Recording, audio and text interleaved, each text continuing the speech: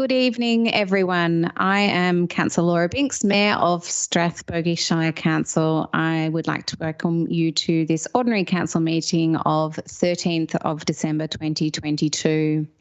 We acknowledge the traditional custodians of the places we live, work and play. We recognise and respect the enduring relationship they have with their lands and water, and we pay respects to elders past and present. Today we are meeting on the lands of the Tangarang peoples of the Eastern Kulin Nation, whose sovereignty here has never been ceded.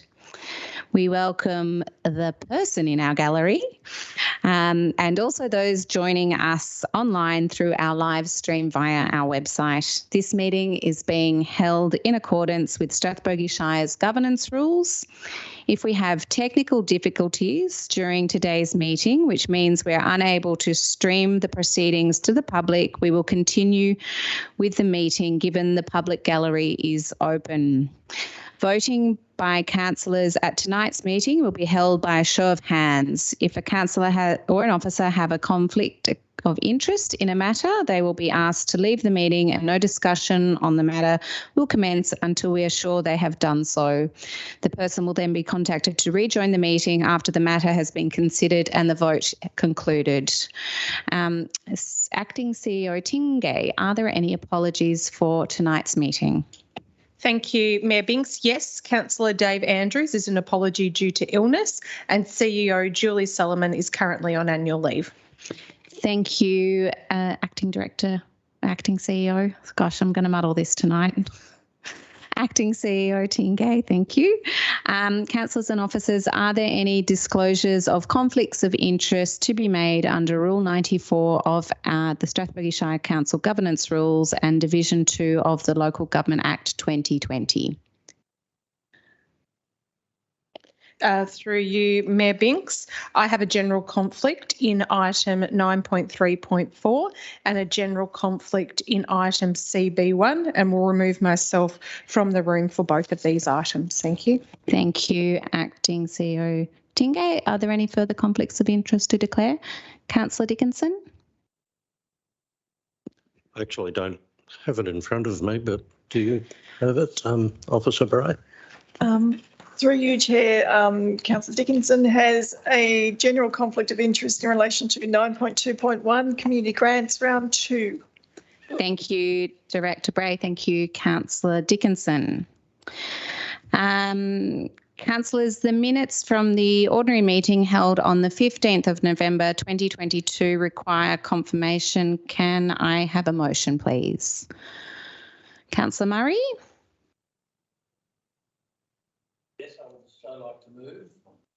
I'd so like to move that the confirmation of those minutes as listed on page, are they listed on page?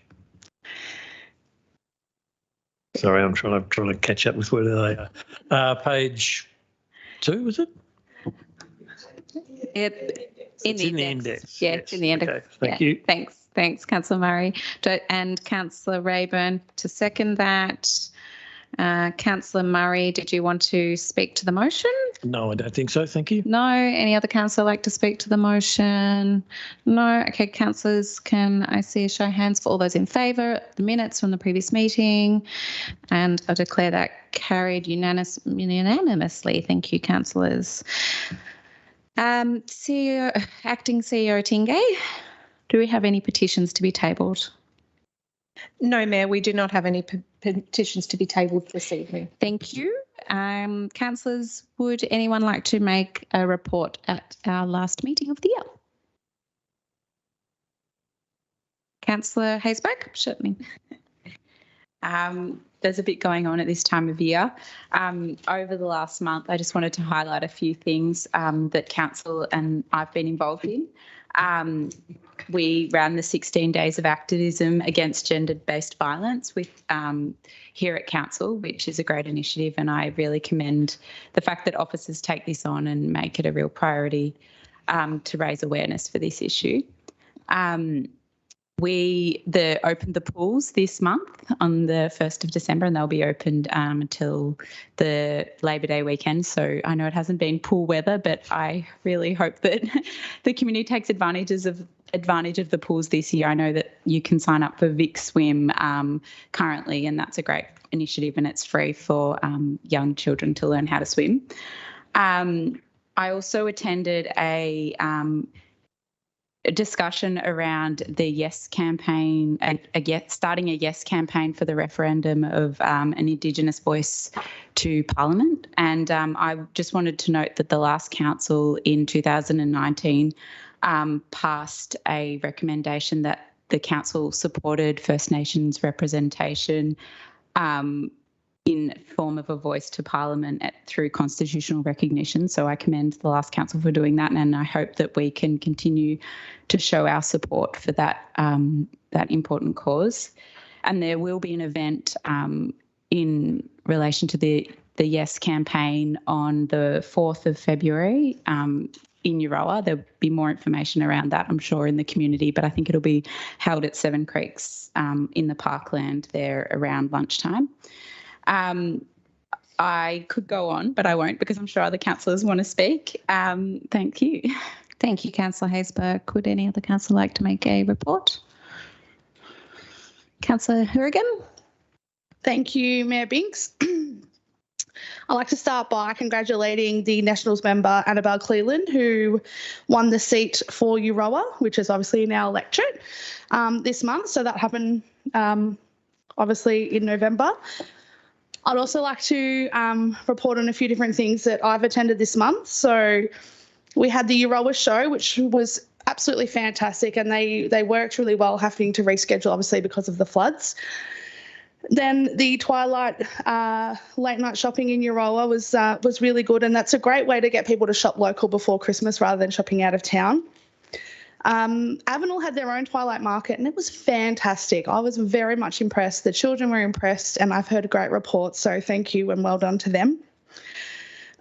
Also during the month, we went and did a town visit. So we went to the Violet Town Men's Shed. So I'd like to say thank you to them because they put on such a lovely breakfast for us all. Then we headed over to Ruffy, Creighton's Creek and Strathbogie and all the community that met us there, and we were late, and I feel really bad about that, but everyone was so welcoming and inviting. So thank you for having us up there, and we got to learn a lot.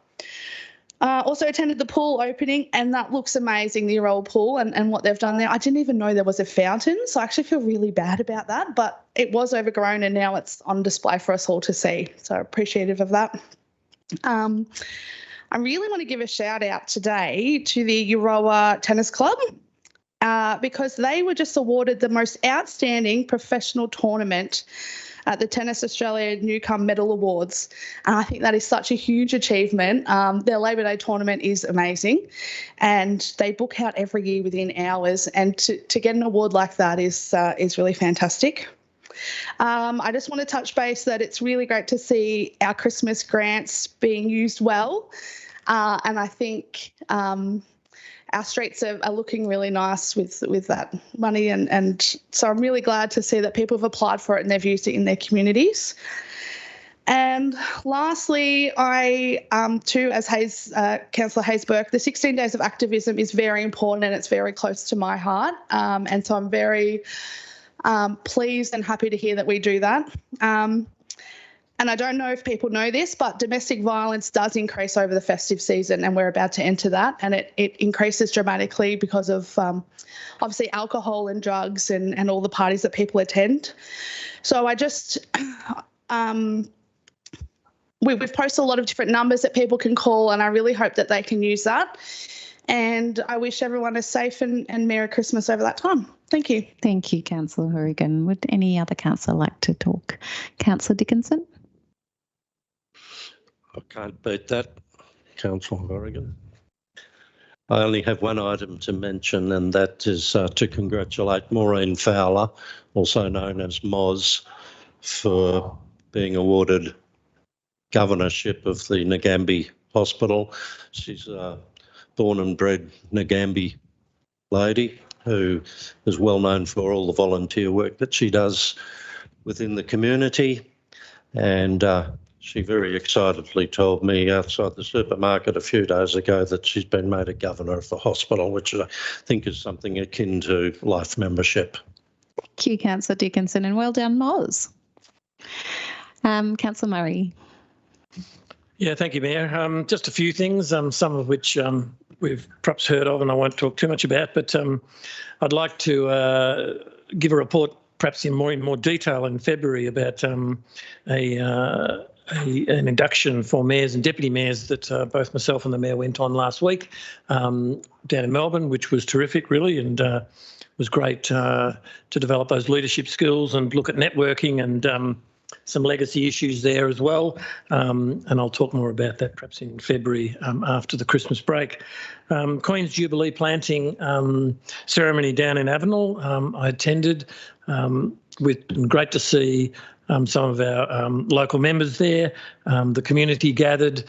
We unveiled a plaque there for in the community and celebrated the planting of those magnificent trees down there.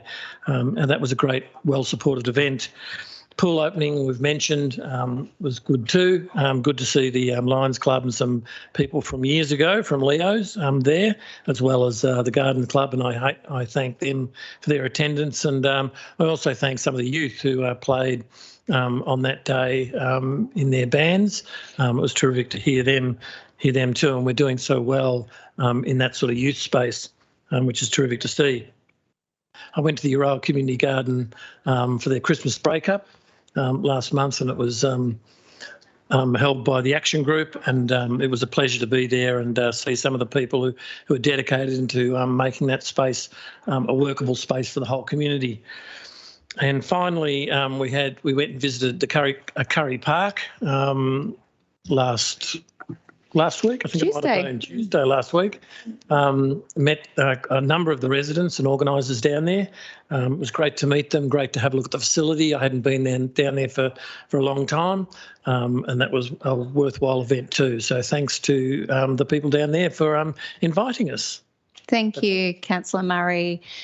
Okay, so whilst we're on the note of youth, I'll just make a note that tonight we've also got the high school awards happening in the community cinema next door, so we may have a bit of background noise. We're attempting to speak loudly into our microphones so that we don't have too much interruption, but you may hear a little bit of background noise, but apologies for that. They're using our facility this evening, which is great to see the community facility being used more regularly by our community. It is a great facility, but yes, there may be a little bit of conflicting noise, so apologies in advance if that happens during our meeting. We'll do best to minimise it.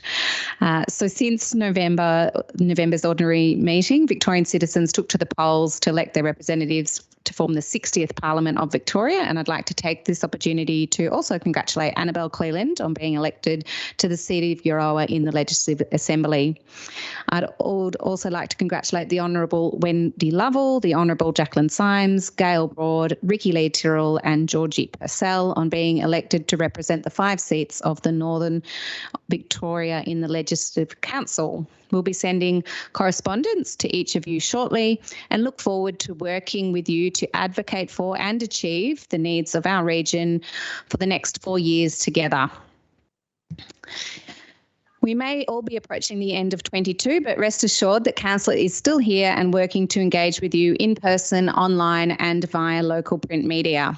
Our mobile flood recovery hub will be in Avenel tomorrow and Kerwins Bridge and Nagambie on Thursday the 15th of December.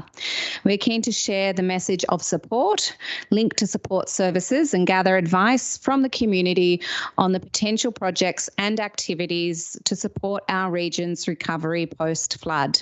Come and share your ideas in Avenel on Wednesday, December the 14th from 2 p.m. to 6 p.m. near Daily Dose. Kerwins Bridge on Thursday the 15th of December from 1 p.m. to 3 p.m. at the CFA shed. And Nagambie also on Thursday the 15th of December from 4 p.m. to 6 p.m. at Jacobson's Outlook. If you cannot attend the mobile hub, you can head to www.sharestrathbogie.vic.gov.au/flood-recovery to share your advice on flood recovery and to access information and service providers. Additionally, Strathbogie Shire residents are invited to join a community panel which will be formed to provide input into Council's important plans, projects and strategies in line with best practice community engagement. please go to www.share.strathbogie.vic.gov.au and click on Join Our Community panel. And finally, I'm excited to announce, together with my fellow councillors, that Strathbogie Shire Council's annual Pitch My Project initiative is now open for ideas to potentially be included in the 2023 to 2024 budget. As part of our commitment to continually improving our engagement this year, we will put the decision of those Pitch My Project projects into the hands of the community through a participatory budget exercise. Council has allocated $300,000 to the Pitch My Project budget stream as part of the 23 to 24 annual budget. Pitched ideas must demonstrate how they align with one of the 6 strategic focus areas within Council's plan, and each of those 6 areas will receive a total of $50,000. We've also updated and released new guidelines this year, which include clear assessment processes, and successful applications will be put to the community to decide which one makes the budget. And I just really encourage you to read those guidelines because they have been updated and are much clearer than previous years. And it's important that you follow the guidelines to be eligible to get through that process. So you can view those on our website, www.share.strathbogie.vic.gov.au. And if you have any questions, don't hesitate to get in touch with either councillors or officers to assist you in that process. And the more information in your application, the better you will do. Acting CEO Tingay, are there any questions from the public this evening?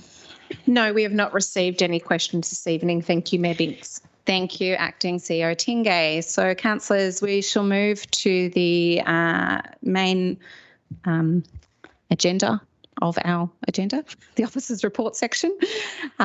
Page 1 of the agenda, item 9.1.1.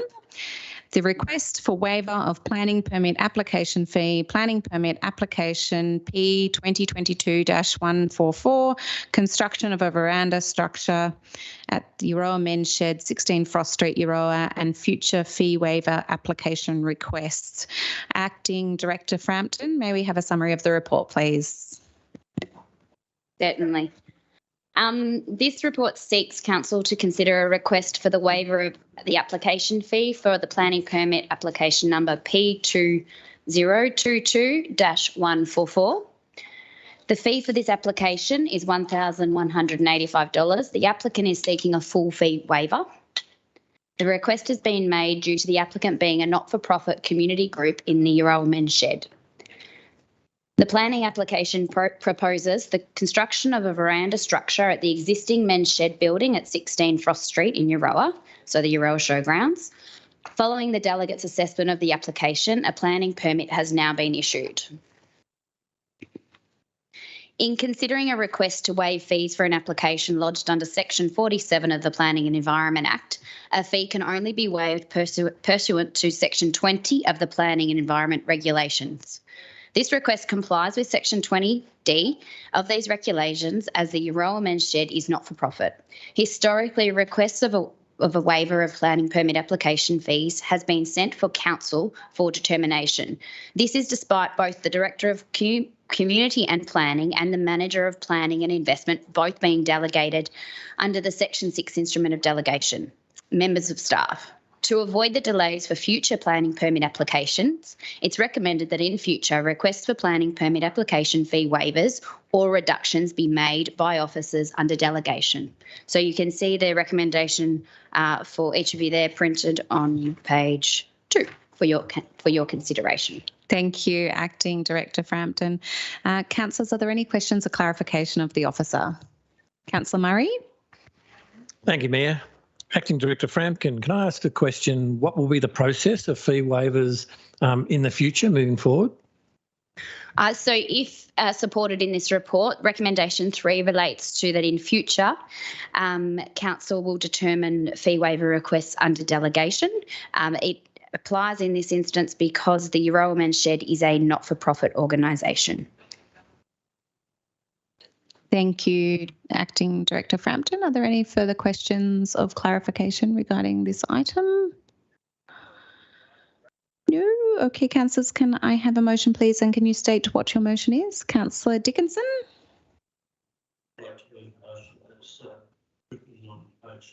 Thank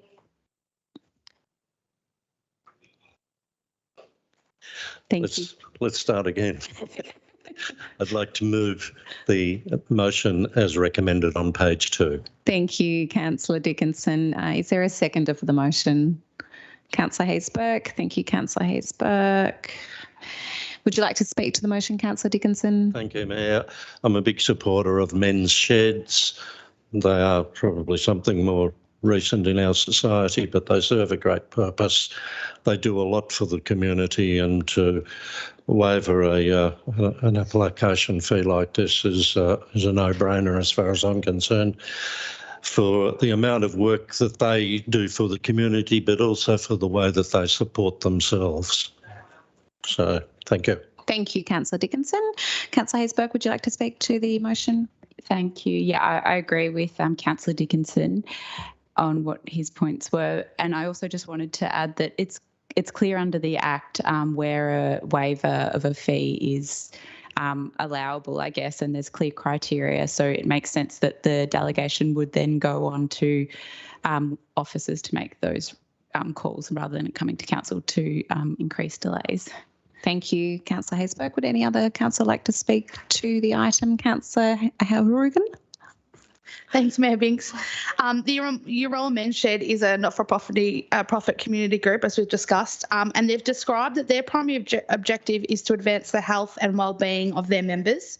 So waiving this permanent application fee to me is just one way that council can show appreciation.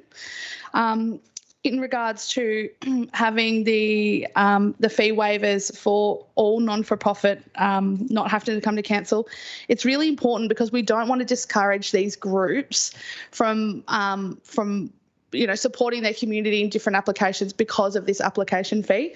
So I am a big supporter of having that with the delegation of staff. Thanks. Thank you, Councillor Horrigan. Any other councillor like to speak to it? No? Okay, councillors, if there's no further comments, I shall put the motion to a vote. Can I see a show of hands for all those in favour, please? And against? And I declare that carried. Thank you, councillors. Moving to page 6 of the agenda, 9.1. Hang on, am I right? Yes, okay, I'm right, sorry. Thank you. 9.1.2, Nagambie Streetscape Plan. Acting Director Frampton, may we have a summary of this report, please? So effective streetscape design is an integral part of shaping a community's identity, increasing civic pride and improving a sense of well-being and belonging. The purpose of a streetscape plan is to provide a visual guide for future streetscape development rather than a literal or specific representation of works. The Avenel, Euroa and Longwood streetscape plans have been previously adopted by council. Works underway to develop the Violet Town and Strathbogie streetscape plans. The report seeks the adoption of the Nagambie Streetscape Plan, which has identified to be undertaken in 4 stages. The stages are outlined there for you. To ensure community input into the development of the streetscape plan in Nagambie, council officers work closely with Go Nagambie and other community partners on each step of the project. Council created a planned community engagement program and associated communications campaign that aimed to ensure our community was clear on how they could have their say and feel confident in the process council was undertaking. Our engagement approach was flexible and adapted as we moved through the stages and were impacted by COVID-19 restrictions. It ensured quantitative and qualitative engagement techniques were both used to gather community feedback from a range of sources. Stage 1 consists of landscaping works around Jacobson's Outlook and is identified for immediate action, while future stages will be subject to further community consultation, including a more detailed design, external grant funding and subject to council's usual annual budgetary process. The scope of works for the Nagambie Streetscape Plan also entailed the development of a signage audit to address and make recommendations to the visual bulk signage along O'Dwyer Road and High Street through to the northern Nagambie interchange. A landscape plan for beautification works to the southern Ngambie interchange connecting Mitchellston Road to Bilkmanea Road, O'Dwyer Road and the Goulburn Valley Freeway has also been prepared as part of the project. This roundabout has been recommended for beautification works due to it being the main entry point to Ngambie for most visitors and tourists. Any future beautification works on this roundabout will need to be undertaken in conjunction with Department of Transport as the asset owner and is subject to further funding. Thank you, Acting Director Frampton. Councillors, are there any questions of clarification of the Acting Director? No? Okay, councillors, can I have a motion, please, and can you state what your motion is? Councillor Dickinson.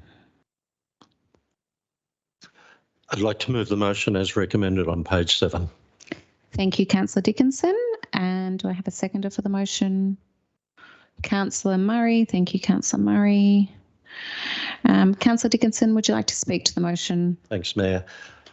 It's been a long time coming, but part of the reason for that is because it's gone back to the community a couple of times. So the community have got what they have been asking for. It's been great feedback. Now it's ready to start and it's full steam ahead. It can only be good for the township. Thank you. Thank you, Councillor Dickinson. Councillor Murray, would you like to speak to the motion? Just briefly, just to say that, yes, I concur. I think it's terrific to see such extensive community input into this plan. It is quite a broad-ranging plan, so I commend it to Ngambie residents and hope they have a good look at it. But I think it's terrific, really, to get it off the ground and get it going. Thank you, Councillor Murray. Would any other councillor like to speak to the motion? No. Okay, councillors, I shall put the motion to a vote. Can I see a show of hands for all those in favour, please? And against? And I declare that carried. Thank you, councillors. Okay, moving to page 13 of the agenda, item 9.1.3, planning applications received and planning applications determined 1 to 30 November 2022. Acting Director Frampton, may we have a summary, please?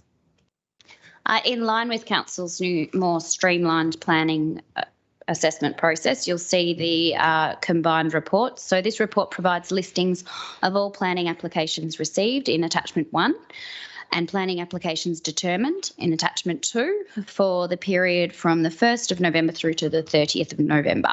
The latest available planning permit activity performance figures are also attached in attachment 3. The contents of the report are provided for information purposes only. It's noted that there were 7 new planning permit applications received and 18 planning permit applications determined during this reporting period. The recommendation is therefore Council to consider on page 13. Thank you, Acting Director Frampton. Are there any questions or clarification of the officer? No. Okay, councillors, can I have a motion, please? And can you state what your motion is?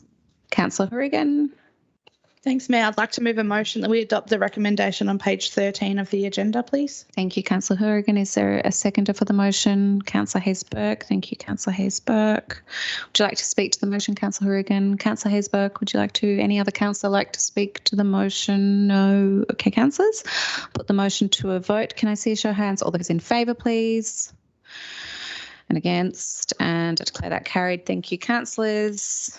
Now move to page 15 of the agenda, item 9.2.1, community grants funding, and Councillor Dickinson has declared a conflict of interest, so we shall wait for Councillor Dickinson to leave the room.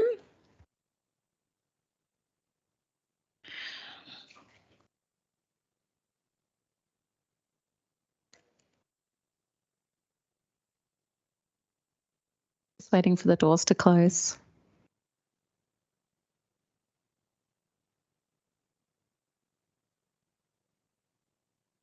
Okay, I can confirm that Councillor Dickinson has left the chamber at 6:29 p.m. So item 9.2.1, community grants funding 2022 to 2023, allocations round 2. Acting Director Frampton, may we have a summary of the report, please? So this report considers round 2 of the Strathbogie Shire Council Community Grant Funding Program for 22-23. The funding program was opened on the 1st of October 2022 and closed on the 1st of November 2022, with 12 applications being received. The intent of the Community Grants program is to provide an opportunity for community groups to undertake projects that complement the focus areas of council and encourage participation in community activity at all stages of the project. It's important to note that there are actually 4 categories of community grants that people can apply for, so they're listed there. However, there is a 5th category in addition, which is small project grants, which remains open all year round. The 2022-23 Community Grants Program has a total budget allocation of $115,000.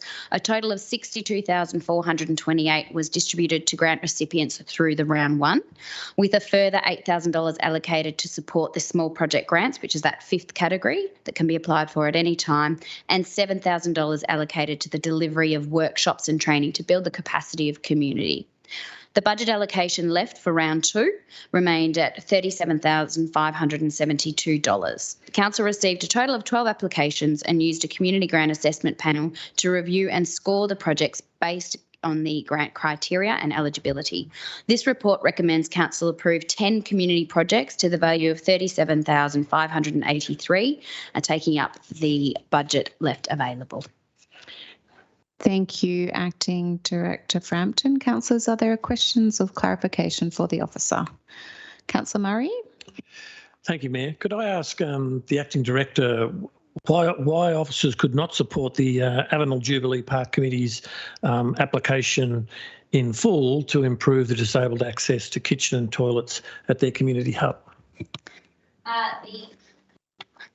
The Avenel group actually applied for funds for some blinds, and in addition to that, another part of their application was to get some council grant funding to offset another form of funding that was received through a different group, which we don't allow under our guidelines. So therefore, we were able to give them partial funding for the blinds, but unfortunately they were that other element of their application was deemed unfundable. Thank you, Acting Director Frampton. Are there any further questions of clarification regarding this item? No? No? Okay. I was just querying, there's only 37,572. We've allocated 37,583. I did note that myself, Councillor Rayburn. There is a $11 difference. We did not want to go over budget, so unfortunately we could not provide $11 to another community group. Yes. Okay, thank you, Acting Director Frampton. Okay, councillors, can I have a motion, please, and can you state what your motion is? Councillor Hayes-Burke. I'd like to move the recommendation on page 15 of the agenda. Thank you, Councillor Hayes-Burke. Do I have a seconder for the motion? Councillor Hourigan. Thank you, Councillor Hourigan. Would you like to speak to the motion, Councillor Hayes-Burke? Yeah, thank you. It's great to see this grant round being oversubscribed because it's been a while since we've actually seen that. I just want to firstly thank officers for going out for round 2 because I know a hell of a lot of work's involved in these community grants and assessing them and making sure that they meet the assessment criteria. So thanks, officers. And it looks like there's some great community initiatives here, and I'd really like to just commend the organisations that took the initiative to apply for funding to, I guess, benefit the community in their offering, and overall it's great that these community groups are engaged with council and we can help them in this way. So thank you. Thank you, Councillor Hayes-Burke. Councillor Hourigan, would you like to speak to the motion? Thank you, Mayor. So the community grants is probably one of my favourite grant programs that we have here. We allocated in the 2022-2023 budget a total of $115,000, and I'm very proud that we have been able to allocate the total amount over to the various groups that we have. This gives our communities our community groups the ability to complete projects that complement their activity, and therefore that, every single one that's listed here have members of the community which are actually getting together and socialising, especially after such an isolating time, which is probably why it is on my list of being one of the favourite. So I'm very glad to see that we had a lot of different community groups spread out throughout the Shire really apply for it. So that's it. Thank you, Councillor Horrigan. Would any of the council like to speak to the motion? No. Okay, councillors, I'll put the motion to a vote. Can I see a show of hands? All those in favour, please. And against. And to declare that carried, we shall bring Councillor Dickinson back into the chamber.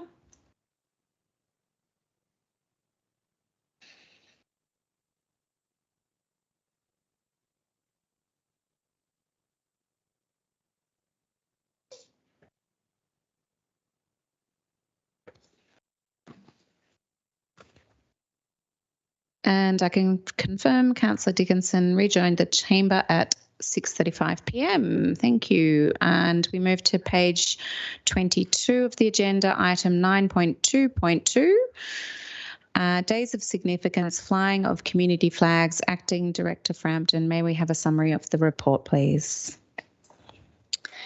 Thanks, Mayor. Council often receives requests to fly flags in recognition of a local community event, group or day of symbolism or celebration. We're referring to them in the report as community flags. The most recent request Council received was to fly the rainbow flag on the International Day Against Homophobia, Biphobia and Transphobia, which is held on the 17th of May annually. Located at our municipal offices in Euroa, Council has 4 flagpoles flying the Australian, Aboriginal, Torres Strait Islander and Taungurung flags. The Australian flag is flown in accordance with the Flags Act 1953 and the Australian Flag Booklet Part 2, which outlines the protocols administered by the Department of Prime Minister and Cabinet. To accommodate requests for community flags to be flown, it's proposed Council utilise 2 existing flagpoles in the municipality that are currently unused. One flagpole located in the middle of the roundabout in Binney Street and in Euroa, and the other in front of the Nagambie Library in High Street, Nagambie. These flagpoles are owned by Council and are currently underutilised or not utilised at all. At times they haven't previously flown the Shire flag as well. This report proposes council officers develop a council protocol to guide the management and approval of requests to fly a community flag from members of council staff and or the community. The draft protocol will be presented to council for consideration at a future council meeting and can help to streamline these applications or requests that we get. The recommendation is outlined for you on page 22 of your agenda. Thank you, Acting Director Frampton. Councillors, are there any questions of clarification regarding this item? No? Okay, councillors, can I have a motion and can you state what your motion is? Councillor Dickinson. I'd like to move the motion as recommended on page 22. Thank you, Councillor Dickinson. Is there a seconder for the motion? Councillor Murray. Thank you, Councillor Murray. Would you like to speak to the motion, Councillor Dickinson? Yeah, thank you, Mayor. Look, we live in an inclusive society and it's only fair that all groups be considered. And in this day and age, this is not an unusual request. It's one that should have probably been considered a long time ago. Thank you. Thank you, Councillor Dickinson. Councillor Murray. I think it's great that we've got these 2 flagpoles there that we can sort of dedicate to days of significance for the community and see them being more thoroughly utilised. So I think it's great. Thank you, Councillor Murray. Would any other councillor like to speak to the motion? Councillor Haysbert. I look forward to seeing the protocol in March when it comes to council. Officers note that it will be relatively straightforward and simple for the community to use, and I'm sure that we'll be promoting it when it is released. And I also just want to note that I hope we can fly the queer flag, the rainbow flag, on Ida Hobbit Day because that was the most recent request, and it would be great to honour that request. Thank you, Councillor Haysbert. Any further comments? No. Councillors, okay, if there's no further comments, I'll put the motion to a vote. Councillors, can I see a show of hands for all those in favour? and against, and declare that carried. Thank you, councillors. Now moving on to page 26 of the agenda, item 9.3.1, tender for contract number 2223-18, maintenance of Regatta Centre Nagambie lump sum. Acting Director Frampton, may we have a summary of this report, please? Council's undertaken a competitive process for the maintenance of the Regatta Centre in Nagambie lump sum tender. The public tender process for the Regatta Centre facilities maintenance has been undertaken to meet Council's compliance requirements under Council's procurement policy. This project is required for the maintenance and cleaning of on-land and on-water facilities at the Nagambie Lakes Regatta Centre precinct. It includes the Regatta Centre building. Through public advertisement in local and national newspapers, Council invited tenders for the work under contract 2223-18, initially advertised between the 4th of October and the 2nd of November. At a close of tenders on the 2nd of November 2022, one tender was received. The tender was issued for a contract term of 3 years with 2 single-year extensions available at the sole discretion of Council. The tender has been assessed and evaluated by Council officers, and having considered the results of the evaluation, it's recommended that Council awards this contract to Bonza Repairs and Services for the lump sum of $446,400 inclusive of GST for a 3-year period. The contract is for a period of 3 years plus 2 single years extension at the discretion of Council. Thank you, Acting Director Frampton. Councillors, are there any questions of clarification regarding this one? Councillor Hourigan. Thanks, Mayor Binks. Manager Frampton, do you know what the percentage increase is from the previous years to this one? Or inflation, I suppose, has probably caused it? Yeah, so previously the contract was around, I actually looked this up following council briefing last week, around about $132,000 per year. So, look, there is an increase there, but over the period of the 5 years that contract has been in place, we would expect inflation to impact on materials, labour and services. So it's a very specialised field as well, given it needs the ability to do on-water maintenance and in-water maintenance, as well as conduct all the maintenance activities associated with the actual building. So it's quite a complex tender or service that gets provided. Yeah. And is it the same service that's being provided, or have they dropped their services? On this occasion, we've actually removed the cleaning component out of the contract, the cleaning component of the actual Regatta Centre main building. All the cleaning across the rest of the Regatta Centre maintained, so the toilet blocks, the boat sheds, etc. The cleaning of the Regatta Centre was pulled out of this contract in particular because of the increased use of the Regatta Centre.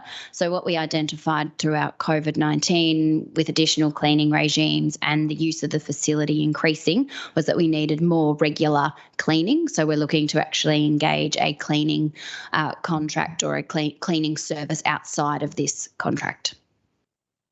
Thank you, Acting Director Frampton. Councillor Dickinson. Funny, just thought of this.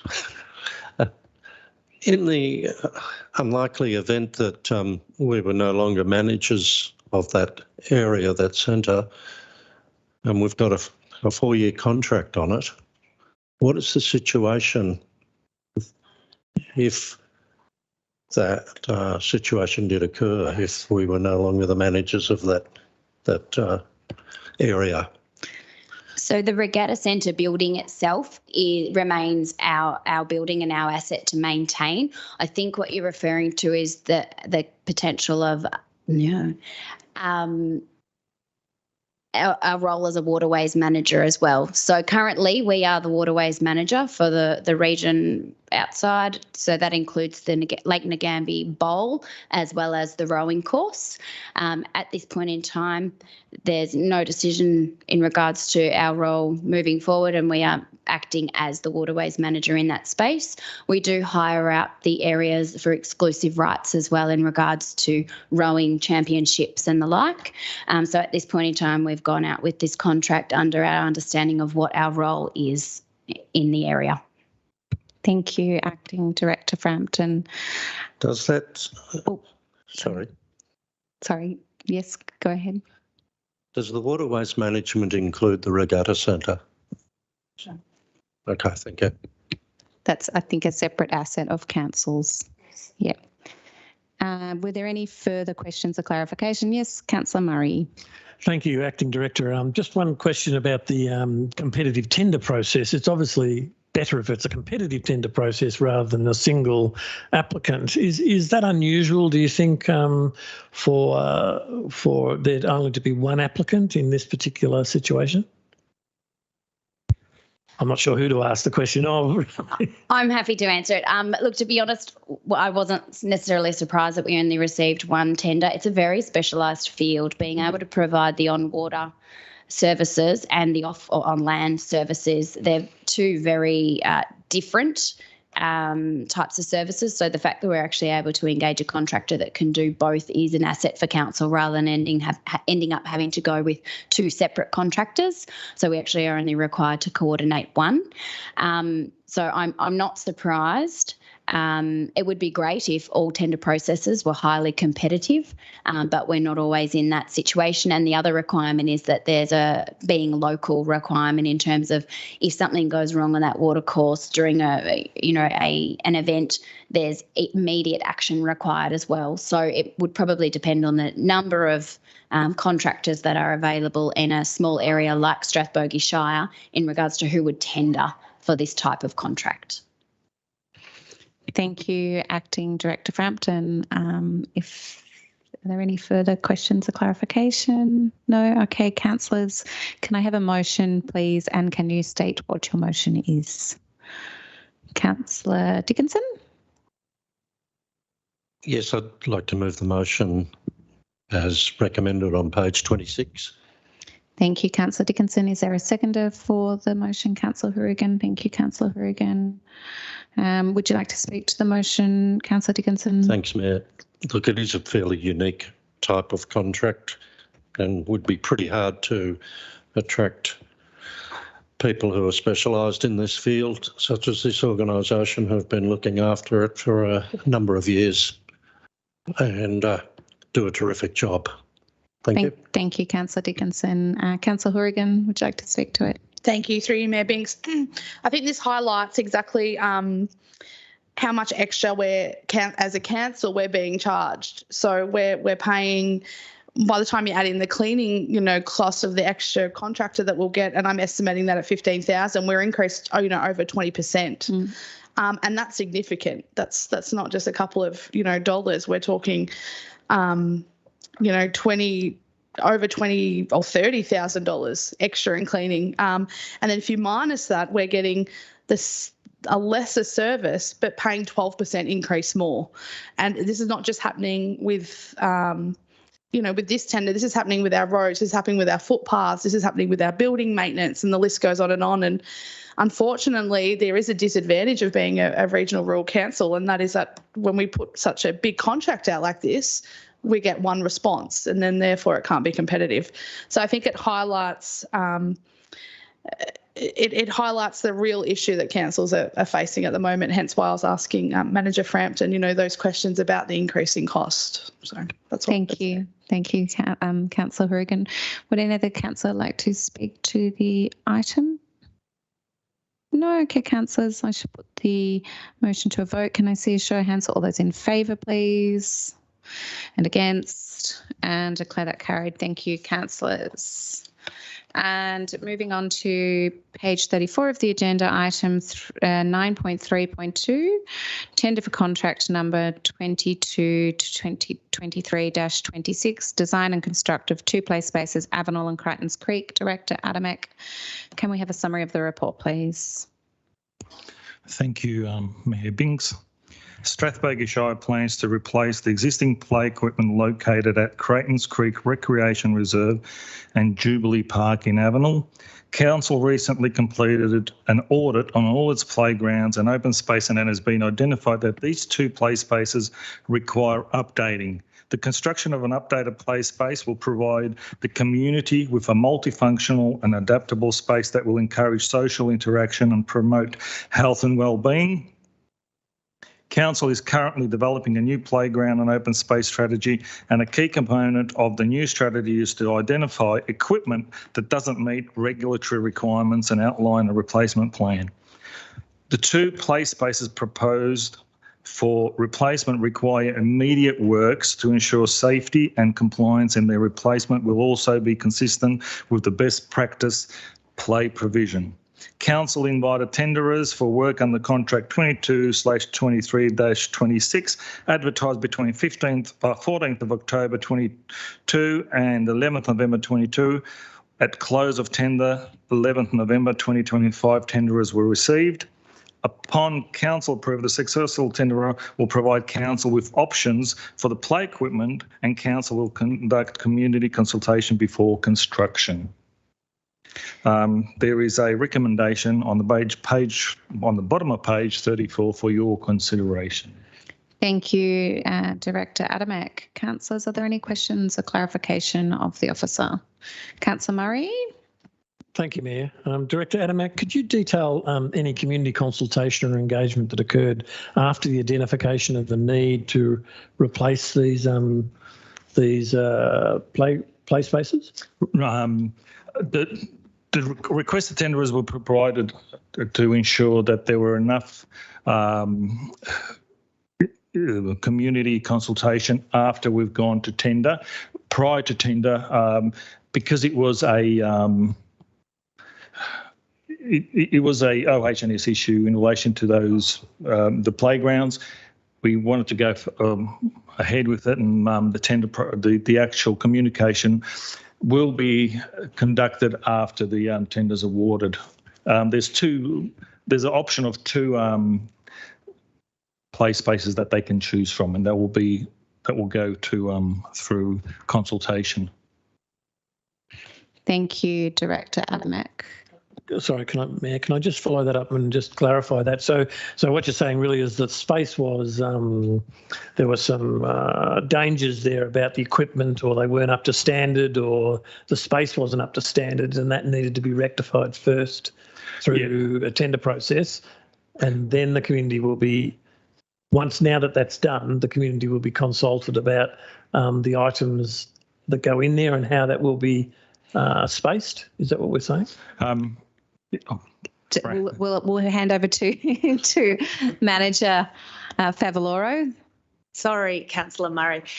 So the process that we'll use for this, it will be just like the process we used for the splash park in Nagambie. You'll remember we put the tender out to design this, to put in the splash park, and then they came to us and they said, here are all the equipment you can choose from. And then we went out to the community and asked them to vote for the equipment they wanted and those sorts of things. So we'll just follow the same process. We'll put it online. We'll go and speak to all of those important stakeholders. So we'll go to schools and kinders and those sorts of things, and all the community groups, and we'll have a chat to them. It's just about, I suppose, being able to provide the community with some options so they're really clear on the types of things that they can get. Thank you, Manager Favaloro, Executive Manager Favaloro, I should say. Councillors, are there any further questions or clarification? No? Okay. Can I have a motion, please, and can you state what your motion is? Councillor Hourigan. Thanks, Mayor Binks. I'd like to move a motion that we adopt the recommendation that's on page 34 of our agenda. Thank you, Councillor Hourigan. Is there a seconder for the motion? Councillor Murray, thank you. Would you like to speak to the motion, Councillor Hourigan? Thanks, Mayor Binks. I think this is a really great way of doing it, because now we know the budget. And I'm going to presume that now we won't be going over the budget with grand designs, I'm presuming, which is really good, because we're being really transparent here in what we're doing. And I've designed a playground before in business, and it can go from this amount, and it can also go up to the millions. So this is nice to be able to have a budget. I think it's great that both of these communities are upgrading their playground. I'd like to speak specifically about Cretons Creek, though, just because we were there this month. They are such a passionate mob down there at the Recreation Reserve. They have a non-event, they call it, on a Friday night, which is an event, but they don't want to organise it. And I was standing there looking out their window, looking at their playground, thinking, oh, God, I'd really like to upgrade that. And here it is. So I think they're going to be really, really happy about this, as is Avenel. And Avenel's is obviously very,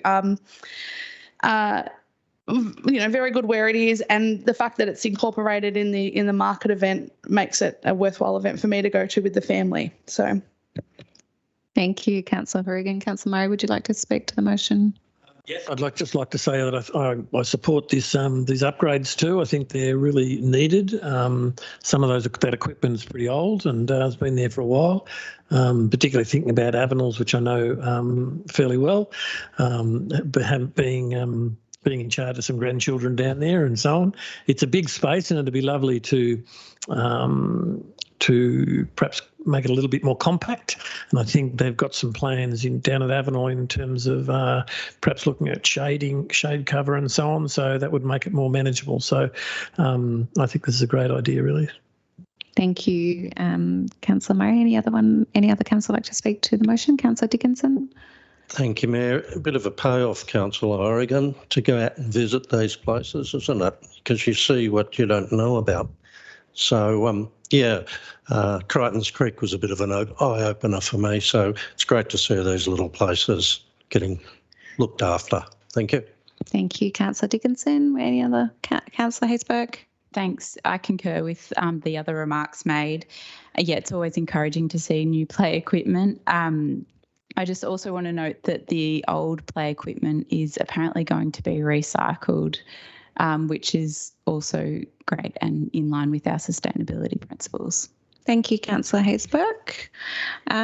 If there's no further comments, I shall put the motion to a vote. Can I see a show of hands for all those in favour, please? And against, and declare that carried. Thank you, councillors. Moving to page 41 of the agenda, 9.3.3, contract variation, contract number 19-20-44, Mullis Road Reconstruction Stage 2. Director Adamak, may we have a summary of the report, please? Thank you, Mayor Binks. Reconstruction of Mullis Road Stage 2 has been integrated into Strathbogie Shire Capital Works program for the financial year 22-23, being the second segment of Mullis Road scheduled for reconstruction, having completed the reconstruction of a 4-kilometre segment of the road under the Stage 1. The contractor started his works, and on November 4, contractor work commenced on 14th November 2022, and a couple of days later, there was significant soft ground treatment emerged that works progress with unforeseen circumstances due to the rain and flooding. We found a lot of soft spots in the area, and these have to be rectified before we could go and put the next layer on. So there's a recommendation there on page 41 for your consideration. Thank you, Director Adamak. Councillors, are there any questions or clarification of the officer regarding this item? No? Okay, councillors, can I have a motion, please, and can you state what your motion is? Councillor Murray? Thank you, Mayor. Can I move the recommendation on page 41 of our agenda, please? Thank you, Councillor Murray. Is there a seconder for the motion? Councillor Dickinson.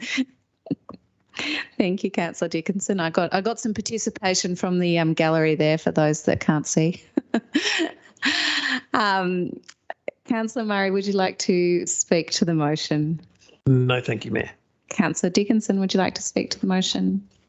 Thank you, Mayor. It's always unfortunate when you've got to look at increases in contracts, but we can't help the floods, and hence the price has gone up. We're in a situation where we need to go along with this increase in contract price. Thank you, Councillor Dickinson. Would any other councillor like to speak to the motion? No? Okay, councillors, I shall put the motion to vote. Can I see a show of hands? All those in favour, please. And against? And declare that carried. Thank you, councillors. We now move to page 45, item 9.3.4, and Acting CEO Tingay has a conflict of interest and is leaving the chamber. and I can confirm that Acting CEO Tingay has left the chamber at 6:59 p.m. So item 9.3.4, tender for contract number 2223-27, strategic design, Euroa Stage 2 and Strathbogie Township and Violet Town Stage 1, lump sum contract. Director Adamak, may we have a summary of the report, please? Thank you, Mayor Binks.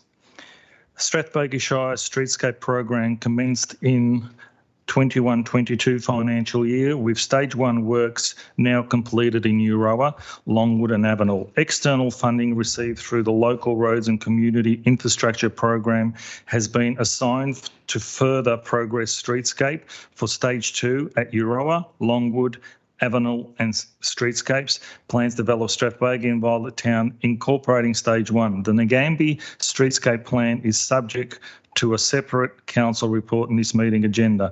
Contract 2223-27 focuses on detailed design for stage 2 at Euroa, stage 1 at Strathbogie and stage 1 at Violet Town.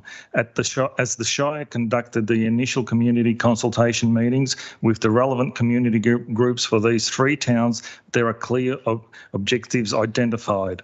Council invited tenders for the work under contract 22-23-27 advertised between 26th of October 22 and 18th of November 22.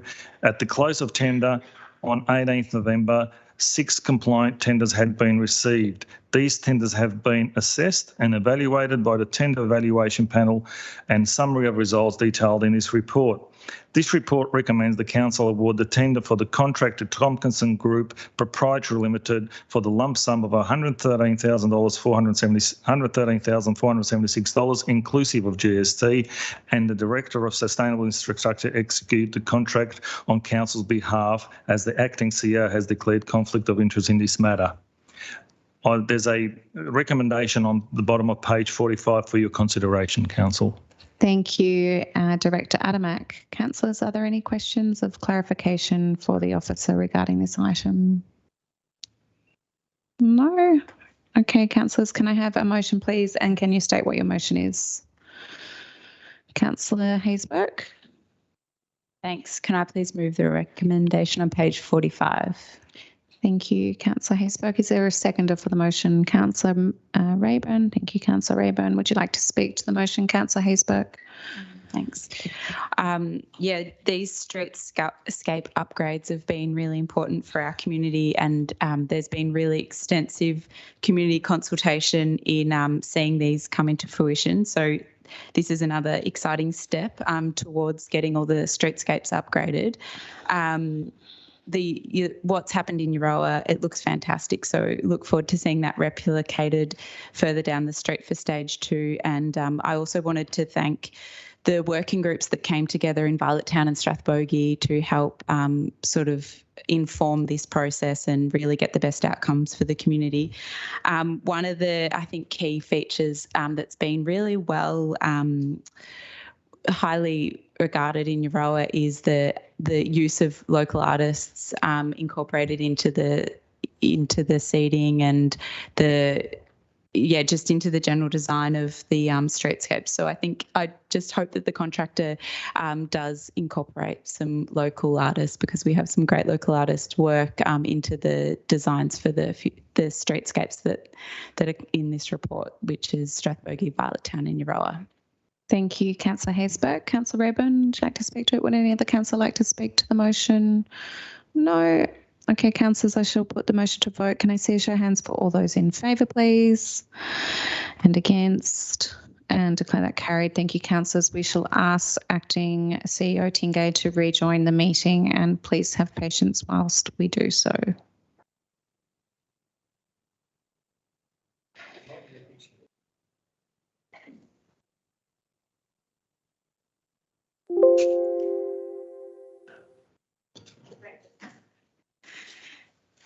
And you may be able to hear the dulcet tones of the school band tuning up in the background.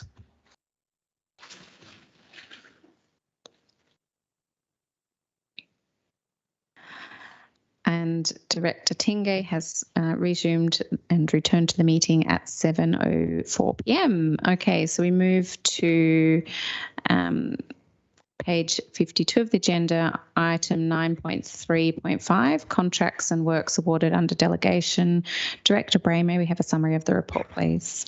Thank you, Mayor. Councillors, in front of you, we have 3 contracts that have been awarded under delegation. The first are 2 components of the one sort of tender, which was for a contract management system and a procurement portal. And so we've split that to be a contract management software system to enable us to be a bit more efficient and actually have better governance and better scrutiny across all of our contracts. And then the second part, which was the second part, just over $10,000, is the e-procurement portal that we're using at the moment. So that's for the actual tender process and the public tender process and the secure tender documentation that gets uploaded on that. And the third one was, I'm sure people up the hills will be happy to know that the Strathbogie Memorial Hall roof upgrade will be happening early next year for a couple of weeks and will hopefully be delivered by the 4th of April. So, councillors, there is a recommendation that you note those contracts that have been awarded on page 52 for your consideration. Thank you. Thank you, Director Bray. Councillors, are there any questions or clarification of the officer? No? Okay, councillors, can I have a motion, please, and can you state what your motion is? Councillor Horrigan. Thanks, Mayor Binks. I'd like to move a motion that we adopt the recommendation on page 52 of the agenda. Thank you, Councillor Horrigan. Is there a seconder for the motion? Councillor Rayburn. Thank you, Councillor Rayburn. Would you like to speak to the motion? Councillor Rayburn, would you like to speak to the motion? As the director just stated, the people up the hill should be very impressed with the upgrade of the Memorial Hall. It's just part of what we do to our assets. We do assess them, we do upgrade them, and we do look after our community. Thank you, Councillor Rayburn. Would any other councillor like to speak to the motion? No. Okay, councillors, I should put the motion to a vote. Can I see a show of hands? All those in favour and against? And I declare that carried. Thank you, councillors. Moving on to page 56 of the agenda, item 9.4.1, Strathbogie Shire Audit and Risk Committee confirm minutes of the meetings held on 1st July, 16th of September, 19th of September and 7th of October 2022. Director Bray, may we have a summary of the report, please? Thank you, Mayor. Councillors, we have a little bit of a catch-up with some of these minutes. So the Audit and Risk Committee have been quite busy over the last few months. We've had 4 meetings. At the July meetings, we looked at some internal audits around procurement and tree management. Our tree management plan, we looked at some past issues, and we had some updates on budget preparation and asset management plans. The 16th and 19th of September were fairly long meetings, and that's where we looked at all of the financial reports and the performance statements for our annual report, and that included external audits from Vargo and also a long list of other items that are outlined in the agenda. The 7th of October was the first time that we had a dedicated policy review committee meeting. In the September meetings, the committee resolved to add a couple more meetings to their regular list of meetings, one to do strategic planning once a year, and the other was to have a dedicated meeting to policy review and policy updates. And so we had our first one in October, which looked at a wide range of financial policies just to get their feedback. And so, councillors, there's a recommendation on page 57 that council notes the confirmed minutes by the Audit and Risk Committees for those 4 meetings. Thank you. Thank you, Director Bray. Councillors, are there any questions or clarification of the officer regarding this item? No? Okay, councillors, can I have a motion, please, and can you state what your motion is? Councillor Rayburn. Thank you, Mayor. I move the recommendation as printed on page 57 be recommended to the council for passing. Thanks. Thank you, Councillor Rayburn. Is there a seconder for the motion? Councillor Dickinson. Thank you, Councillor Dickinson. Would you like to speak to the motion, Councillor Rayburn? Councillor Dickinson, would any other councillor like to speak to the motion? No? Okay. Can I just make a comment about the recommendation? Sure.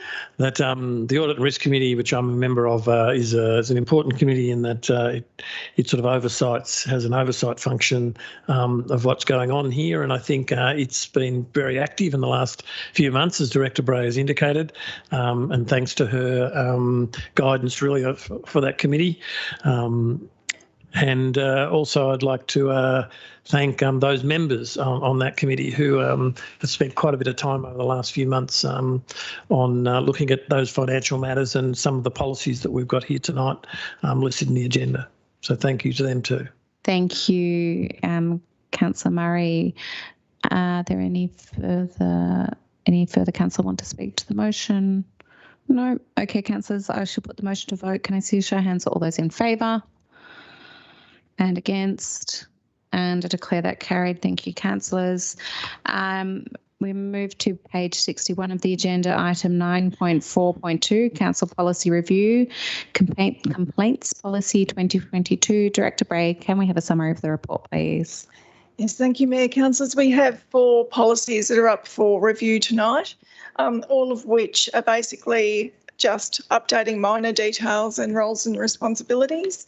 So the first one is the complaints policy, and that is a new policy that came in a couple of years ago and has been operating well. People have been using it to lodge complaints, which have then been processed and independently reviewed within council. And so we've just updated some of the dates and some of the titles and some of the roles and responsibilities, but because it is working quite well, we haven't changed any of the greater detail. So there's a recommendation on page 61 for your consideration to adopt the updated policy and to also publish it on the website. And just on that, we're working with the comms and engagement team to actually come up with a better council policy page on the council's website, because at the moment it's actually hard to find things. So we're doing some work on that. Thank you. Thank you, Director Bray. Councillors, are there any questions of clarification for Director Bray? No? Okay, councillors, can I have a motion, please? And can you state what your motion is? Councillor Murray?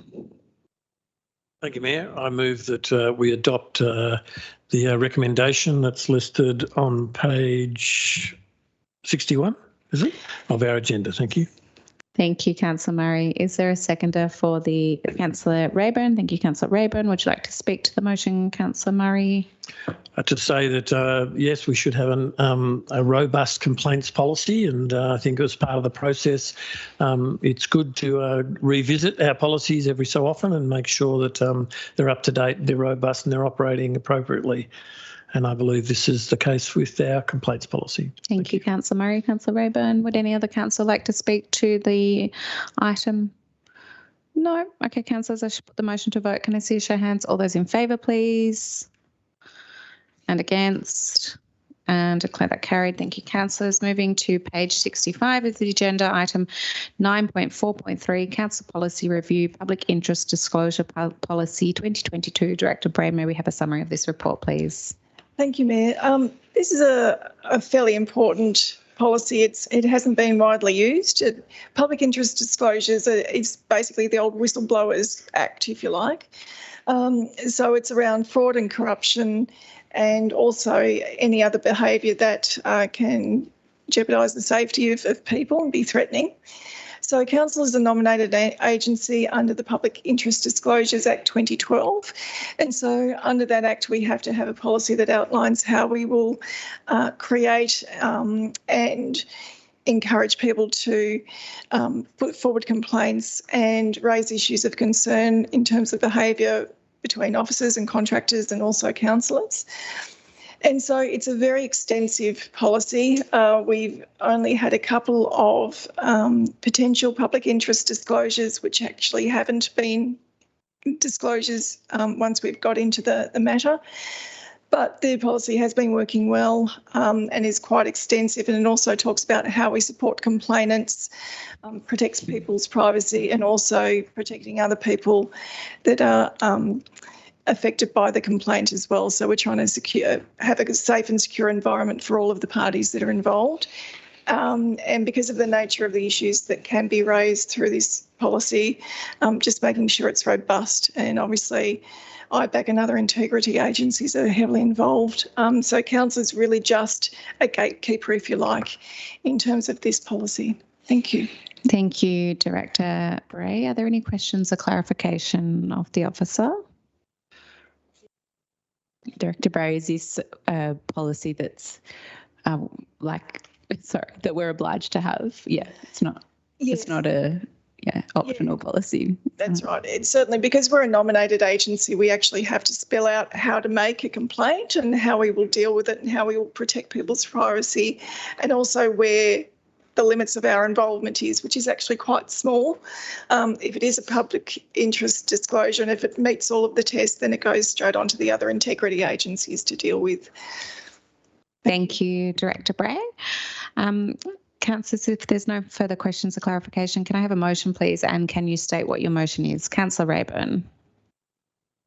Thank you, Mayor. I'd like to move the recommendation as printed on page 65 to be adopted by Council. Thanks.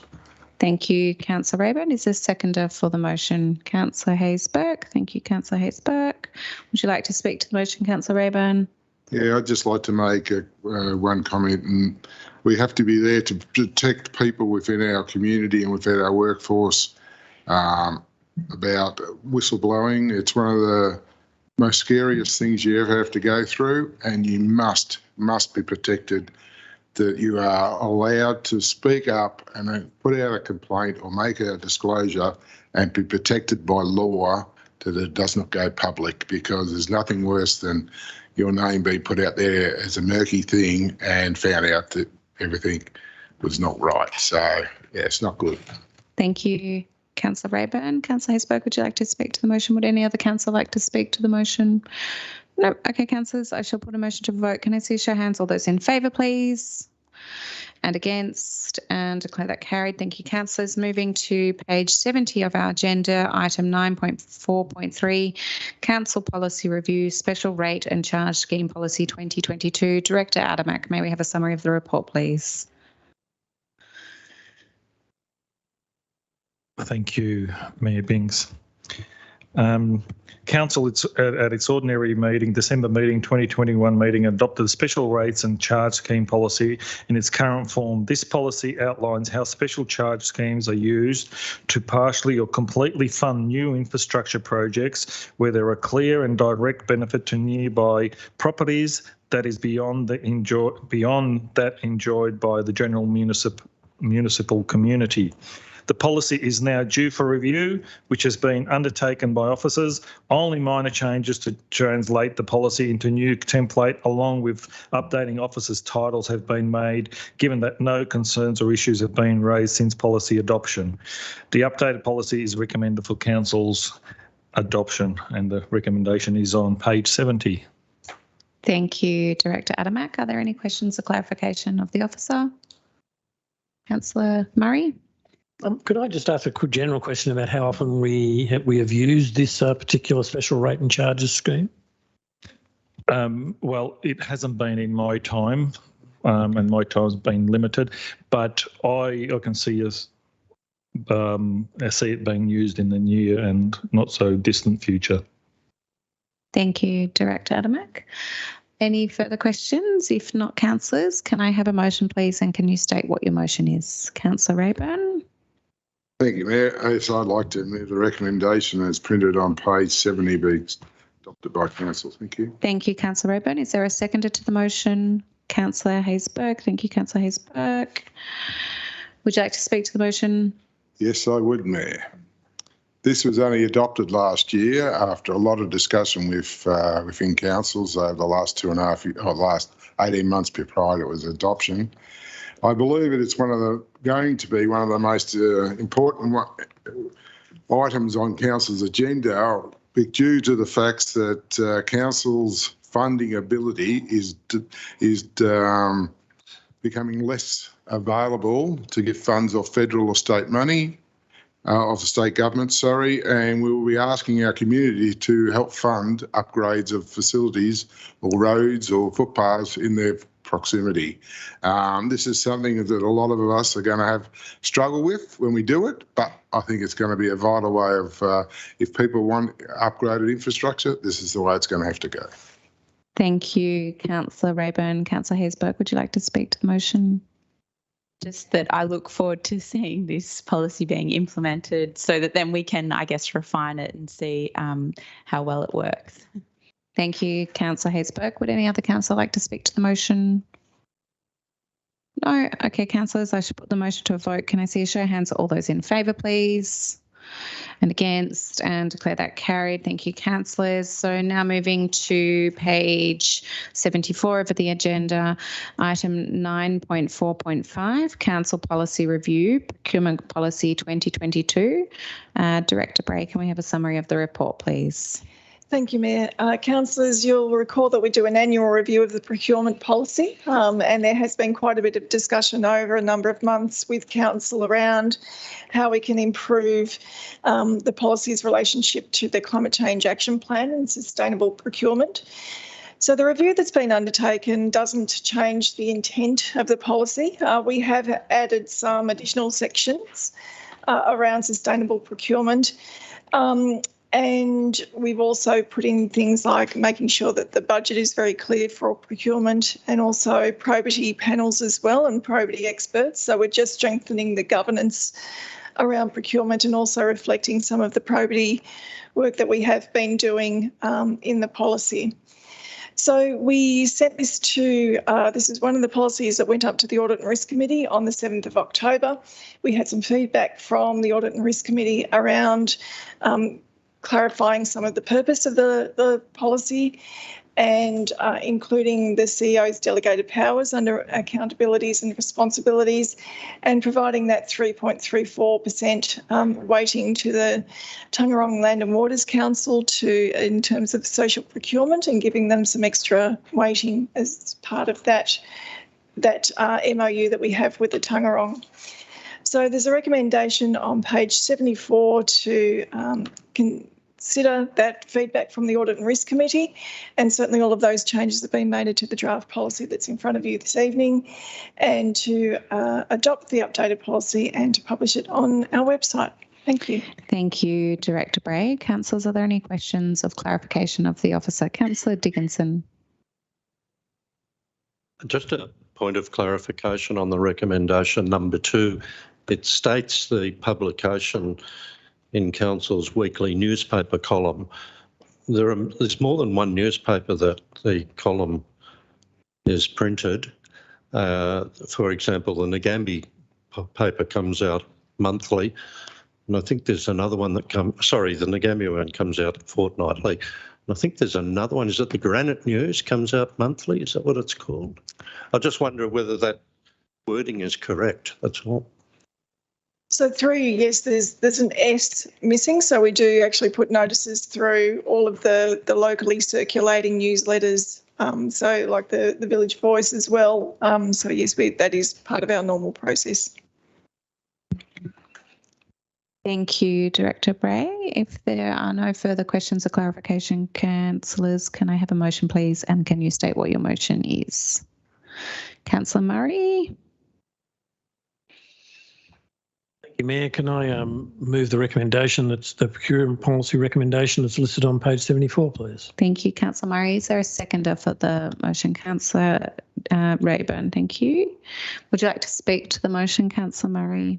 Thank you, Mayor. I'd like to say that this updated procurement policy really puts flesh on the bones of our climate change action declaration, our climate emergency declaration that we made, and brings that climate lens or the sustainability lens to our procurement policy by including things like the use of recycled material, reprocessing, packaging, the longevity of the items that we're purchasing or the infrastructure that we're dealing with, and the circular economy sort of issues. So I think they're important things to actually include in the way we operate, and it's great to see some action being taken there in this regard to bring it to focus. So thank you.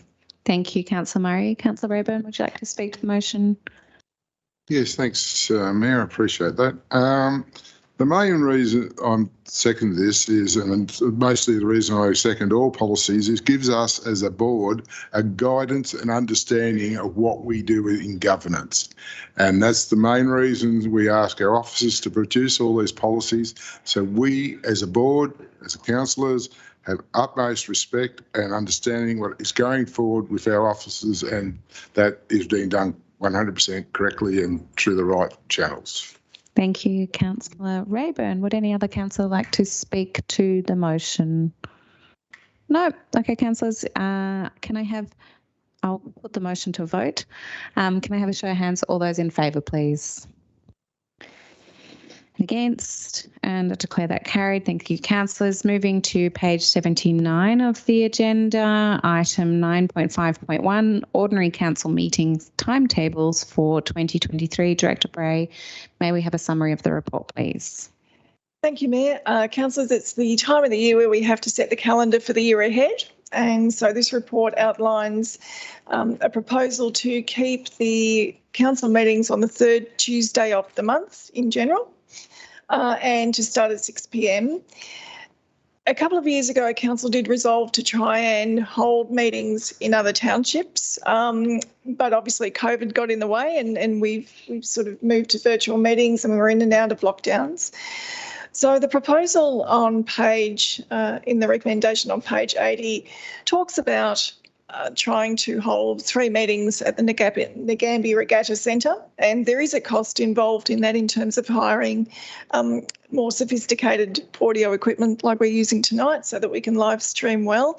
We have had 1 or 2 council meetings held at the Regatta Centre before, and they've certainly worked fine. They've been fine.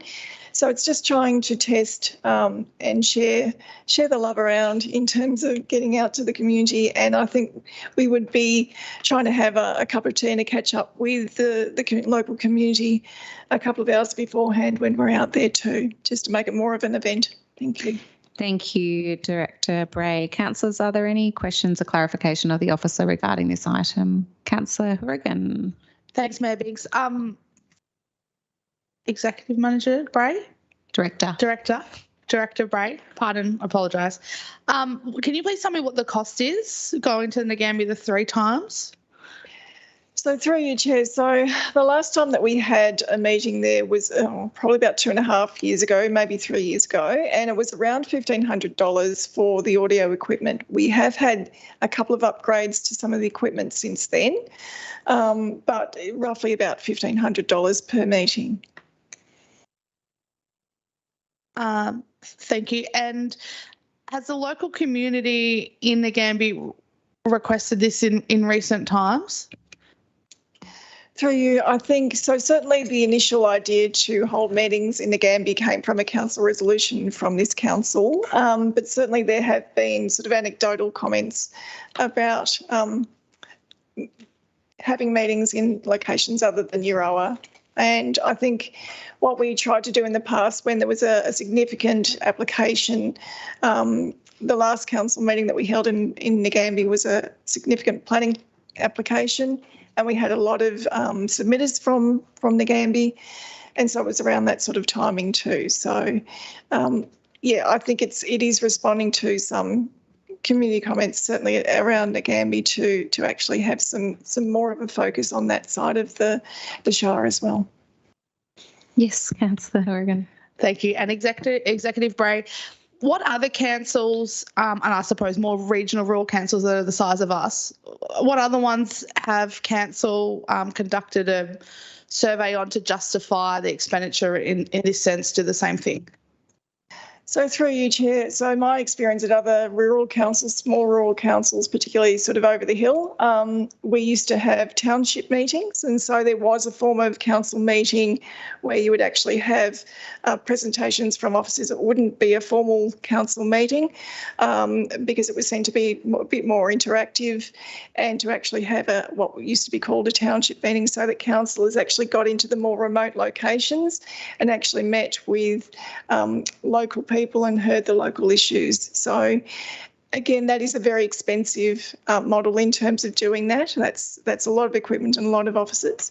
But certainly this is sort of one part of the journey to actually get out and about a little bit more into other locations, and to also give a bit more accessibility to the council and the councillors and participation in council meetings elsewhere.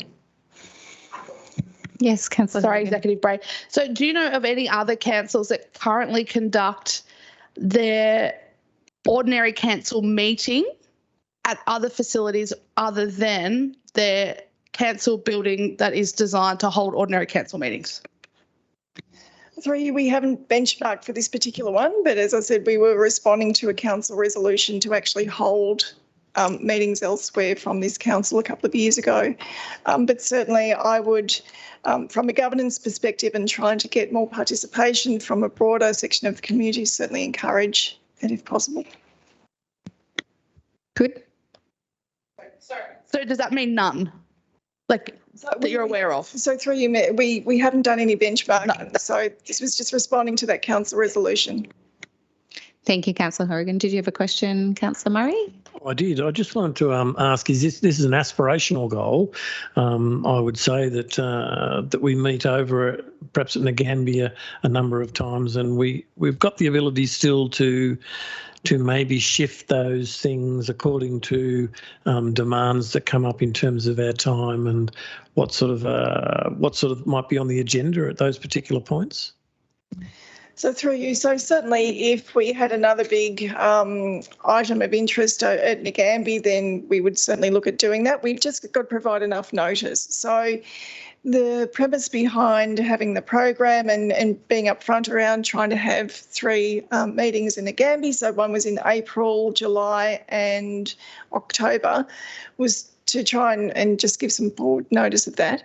But certainly if there is a big issue that requires a lot, say if we had a lot of submissions again to a particular item, and instead of having everyone travel over from Ngambia to Euroa, we could hold one there, then certainly we can be flexible. We just need to be able to provide enough notice for the community to do that. Thank you, Director Bray. Councillors, if there are no further questions or clarification. Oh, yes, thank you. It's probably more of a comment than a question. This is an opportunity to ask questions or clarification. So, but you're calling for the vote now? No, we haven't got a motion on the table yet. Righto. We're still going through questions of clarification. Yeah. Cool. All right, councillors, if there are no further questions or clarification, can I have a motion, please? And can you state what your motion is? Councillor Rayburn. Thank you, Mayor. I'd like to move that the recommendation as printed on page 80 be adopted by Council. Thank you, Councillor Rayburn. Is there a seconder to the motion? Councillor Murray. Thank you, Councillor Murray. Councillor Rayburn, would you like to speak to the motion? All I'll say is we're a very, very flexible organisation. Councillors are very flexible. We'll go anywhere if we need to help out our community. And if we need to have a meeting in Avenel, Town, Strathbogie, we'll do it if we have to, if there's a major issue going on in those areas. I understand Councillor Horrigan was asking, just to clarify, I think the City of Mildura does an ordinary meeting in Oyen once a year, and I think the City of Horsham does it in one other location in Horsham, Greater City of Horsham. So, yeah, just thanks. Thank you, Councillor Rayburn. Councillor Murray, would you like to speak to the motion? To say that I support trying to meet the needs of our community, and we've got a large community. I think we should remember it's a large area, and quite disparate in terms of Ngambie and Urawa, our two largest centres, both of which have needs that need to be met. Ngambie's are growing, as are Urawa's and perhaps Avenel and some of our other places as well. But we need to be responsive to people's needs, and I'd support going over there to Ngambie to have a number of meetings so that we can show that we are governing for the whole Shire, and try and put that, put that to the test in terms of travelling over there occasionally anyway. Thank you. Thank you, Councillor Murray. Would any other councillor like to speak to the motion? Councillor Dickinson. You can speak for or against. Yeah, look, I'm in a bit of a quandary about this. I can understand the sentiment about wanting to hold meetings in Ngambie, but are they really necessary? Well, perhaps they are, but if they are that necessary, I wouldn't be nominating particular dates. I would prefer to see when the necessity arose. If there's a particular issue going on in Ngambie, we hold a meeting over in Ngambie. You only have to look at our gallery tonight. There's one person.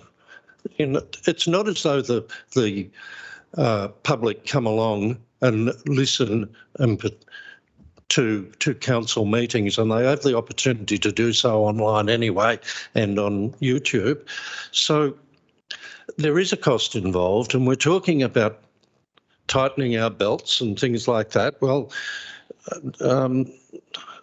Director Bray said, $1,500. Well, that was 2-3 years ago. Well, I would suggest that it's probably more like $2,000 today, and the $1,500 is only for the cost of the equipment. There's costs involved, such as travelling to the various people that have to go over there. So I'm prepared to support it just for this 12 months, but I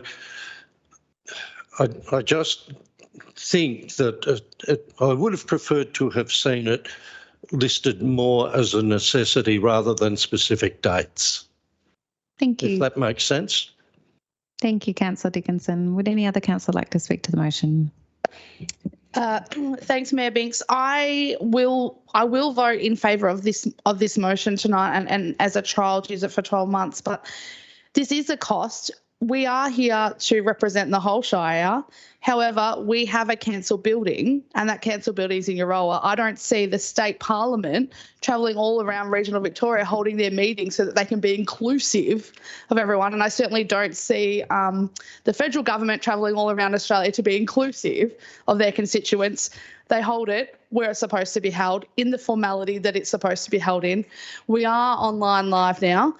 Whilst I do agree, if there is a hot topic, we do go to that town, and I certainly agree with Councillor Rayburn. If Avenel needs us because there's a hot topic, we will be there in that sense. But setting these dates, I'm not too keen, but I will eat my words next year if this turns out really well. But this is council money that we're putting towards, and I've seen community grants have sort of missed out on funding that for facilities that they need, and then we're spending this, and sometimes I find it a little bit hard to justify these things. We were talking today in our councillor only time about making sure that we are going to townships, and we have been doing that. Ruffy, Cratons Creek, Strathbogie, we'll be doing Urawa, we've been to Longwood, etc. So we are trying to get out there, and we are trying to get the town to participate with us, and I feel that that's the best way to do it rather than setting certain dates for ordinary council meetings. Thank you, Councillor Horrigan. Would any other councillor like to speak to the motion? Would you like your right of reply, Councillor Rayburn? No. Councillors, I shall put the motion to a vote. Can I see a show of hands? All those in favour, please, and against, and declare that carried. Thank you, councillors. Moving on to page 83 of the agenda. Item 9.5.2, Council Committees Board Representation 2022-2023. Director Bray, may we have a summary of this report, please? Thank you, Mayor. Councillors, it's also the time of the year where we appoint council law representatives to a variety of internal and external bodies and committees and boards.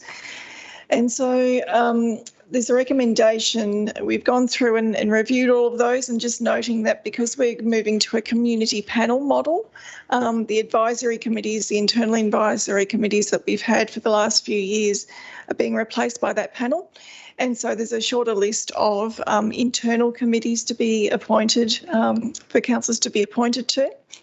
So there's a recommendation on page 83 that talks about, firstly, that council agrees to nominate councillors for the various listed bodies, and then to determine the council representatives for those various bodies. And there's an attachment that outlines the purpose of the committee or board and how many councillor representatives are required. And then obviously that the third point, once you've nominated and resolved to nominate councillors, that we inform them of the new representatives. Thank you.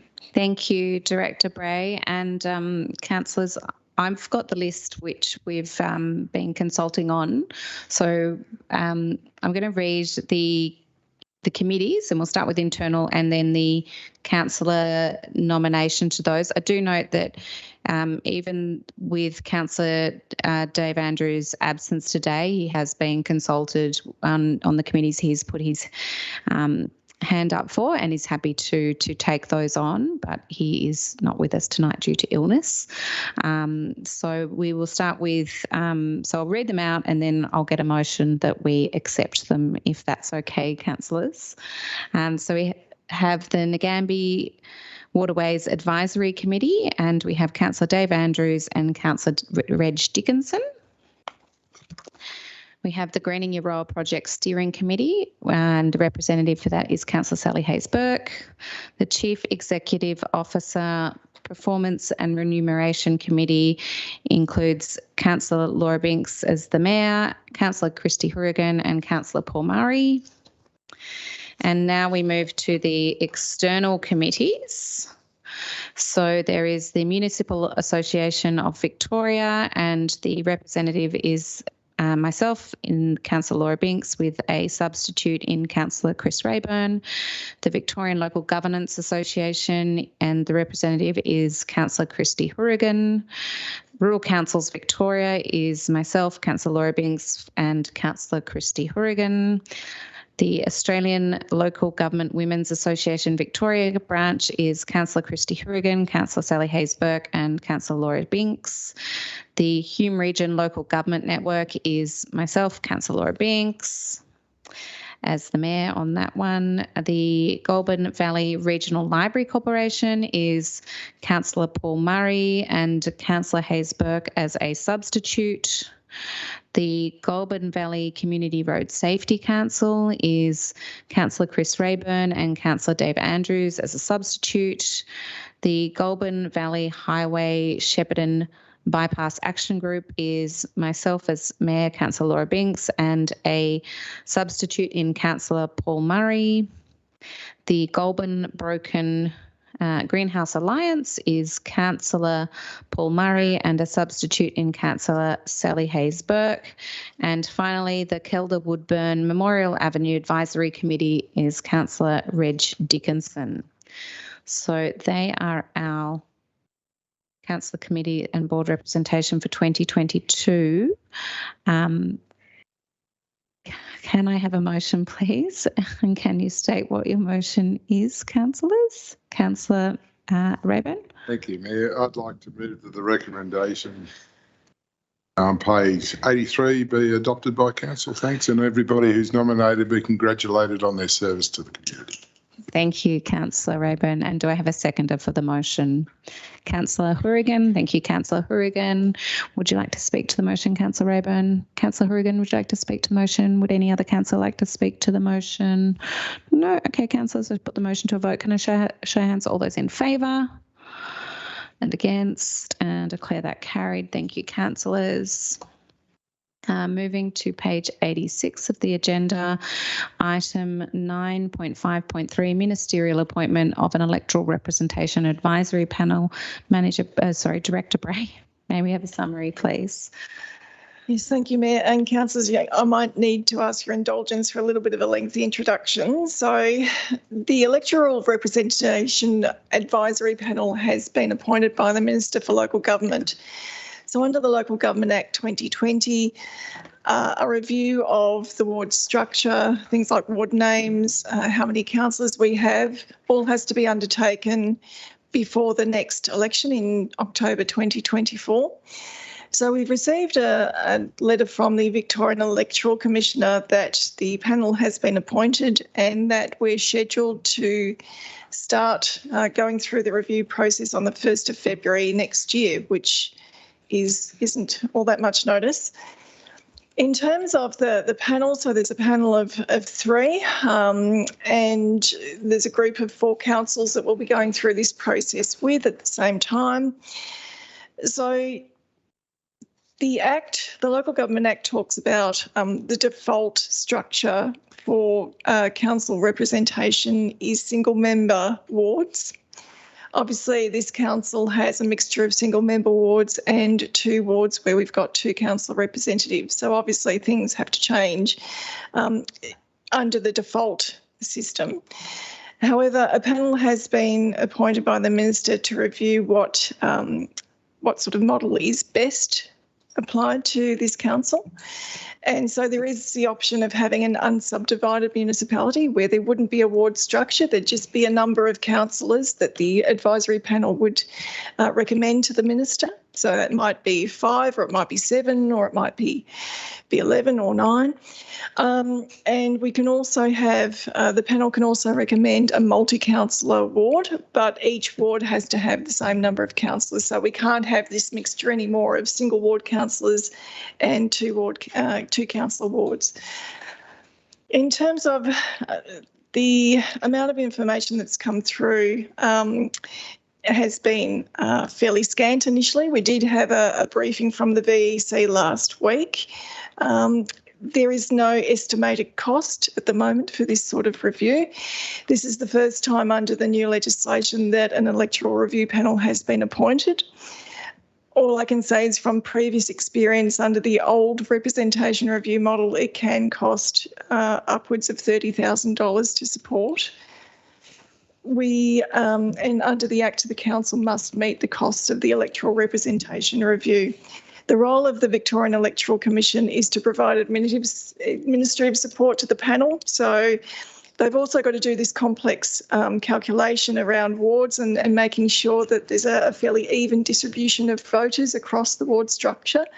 Obviously, we've had growth in Nagambie, in particular in Euroa, and other small townships as well. So they have to have a look at the voter numbers now and make sure that the variance isn't great between the initial or the final ward structure.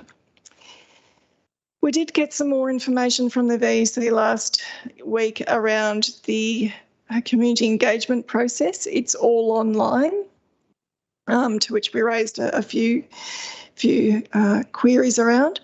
So the plan at the moment is to have 2 online information sessions about what electoral representations reviews are for the community on the 30th of January and the 1st of February. Both were scheduled for 12 noon, which is during the day. Following a feedback to the VEC, one of those has been proposed to be now 6 o'clock.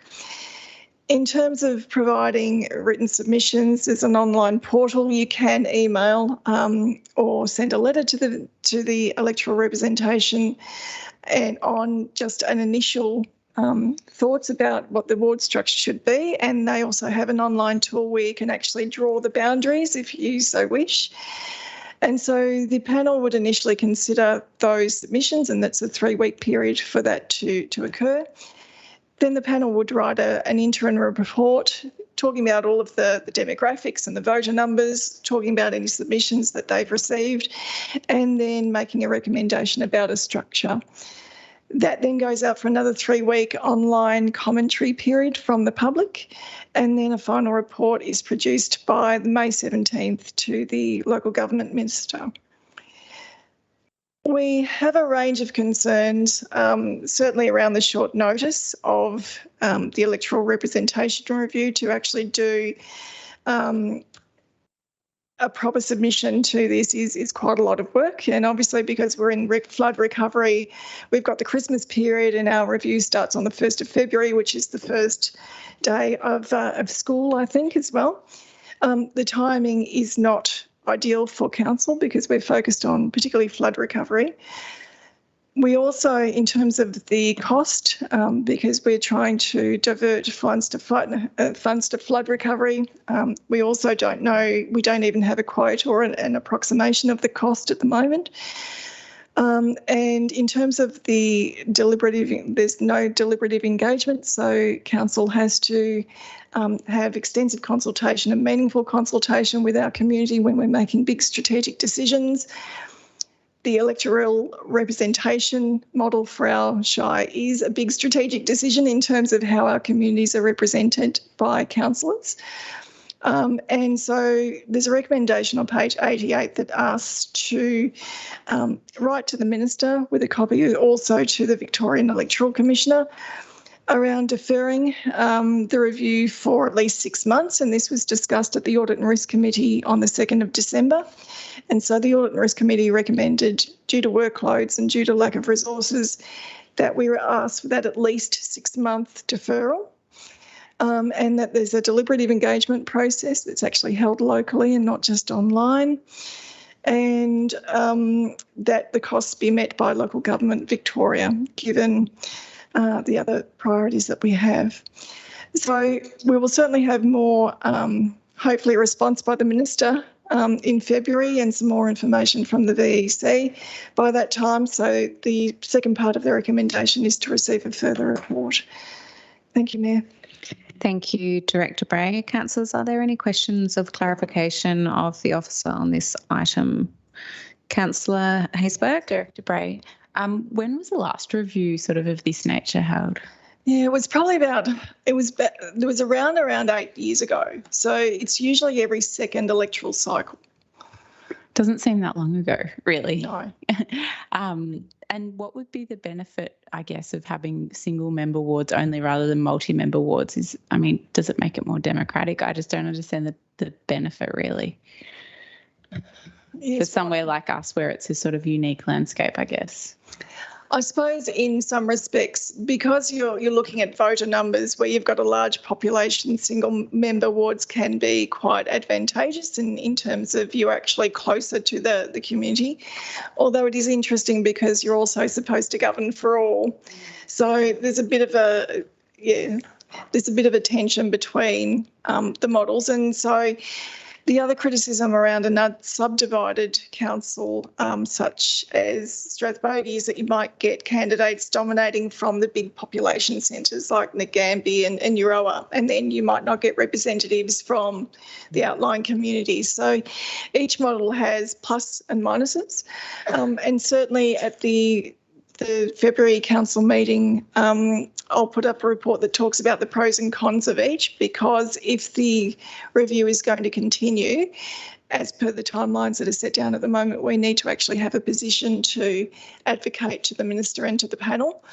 And we also need to start educating the community around the differences in the different models and what that might mean.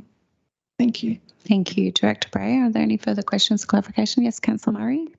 Sorry, Director Bray, they did make some leeway for rural shires, I think, but I can't remember what it was. It was some concessions that we could be treated slightly differently from others. Yes, through you. So I think the larger metros only have 2 models. I think it's either a single ward or unsubdivided. And yeah, we have a broader range of models, but again, it's I suppose that the panels, because we haven't gone through this process before and it's a new panel process, we don't have the benefit of the findings of previous reviews. So the reviews used to be undertaken by the Victorian Electoral Commission.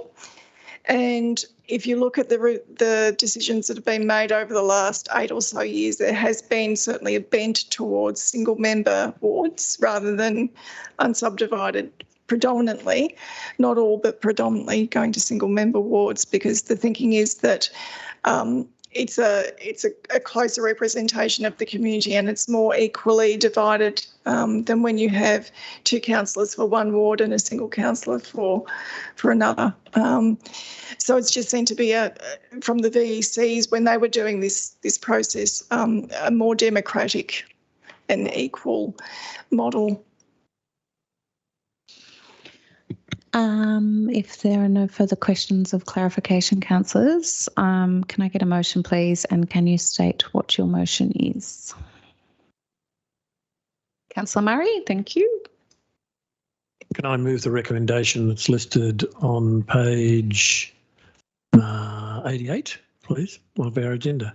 Thank you, Councillor Murray. Is there a seconder for the motion? Councillor Hayes-Burke, would you like to speak to the motion, Councillor Murray? Oh, just to say, there are lots of issues here, and I mean, it's a nightmare really for us in a way, for the community really to get their head around without a deliberative engagement process, with an online sort of consultation, with lack of support from the state government in this process. They've got an act which we're supposed to be following to make decisions on benefit of our community's future and so on, and really little resources being put into this, which what should be a really important democratic review of how our democracy is working at this level, and a sort of a limit.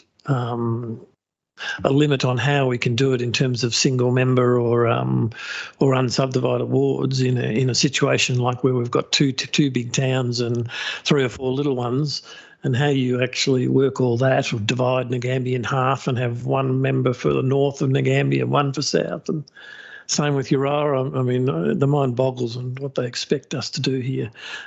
So yes, I support this recommendation and hope we can get some clarification on some of these issues. Thank you. Thank you, Councillor Murray. Councillor Hayes-Burke, would you like to speak to the motion? Would any other councillor like to speak to the motion?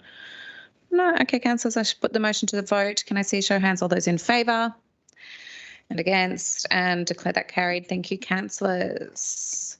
So we move to page 94 of the agenda, item 9.5.4, the monthly performance report. Director Bray, may we have a summary of this report, please? Yes, thank you, councillors. Building activity and planning permit activity is still at relatively high levels again this month. And in terms of customer requests coming through the call centre and online, again, there's a huge focus on road assets, which I note has ticked over 200 requests in just a month, which is quite high. And again, around trees and also around planning, so around 160 queries around planning.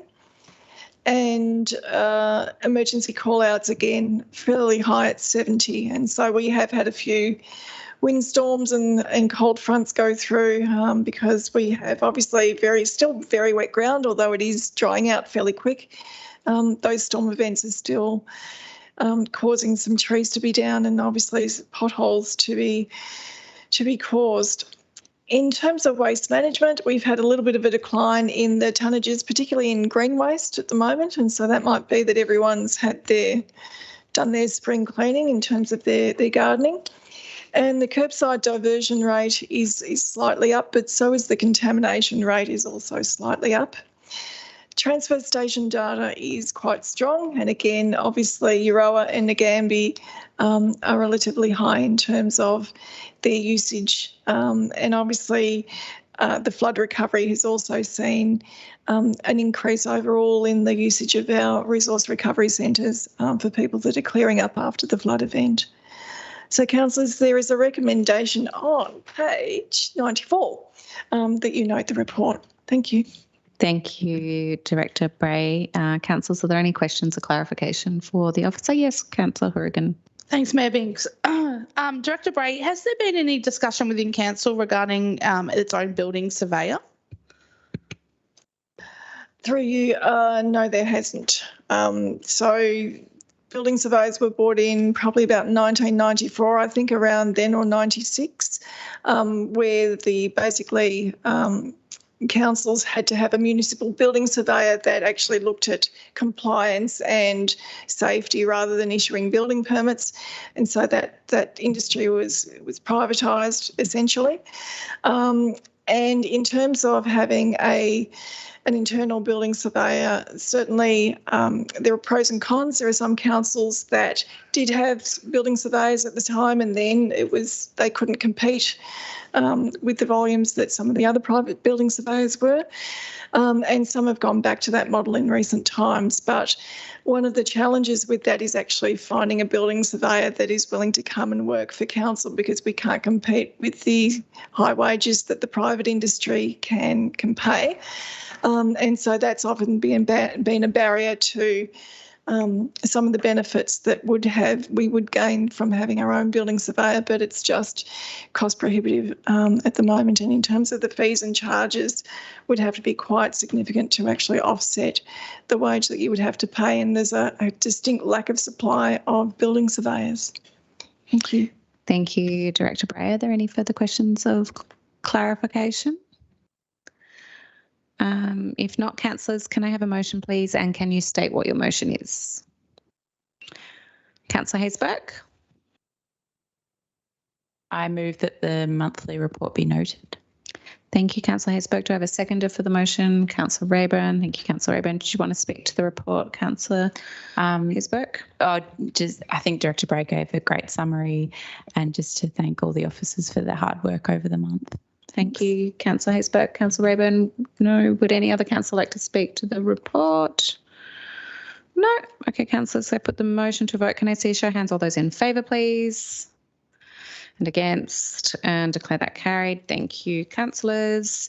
And moving to page 83. I don't think it is actually 83. Don't know what page it is. Anyway, Acting CEO Tingay, are there any notices of motion for this evening? Not this evening, thank you, Mayor Binks. And are there any notices of rescission? Not tonight, thank you, Mayor Binks. And is there any urgent business?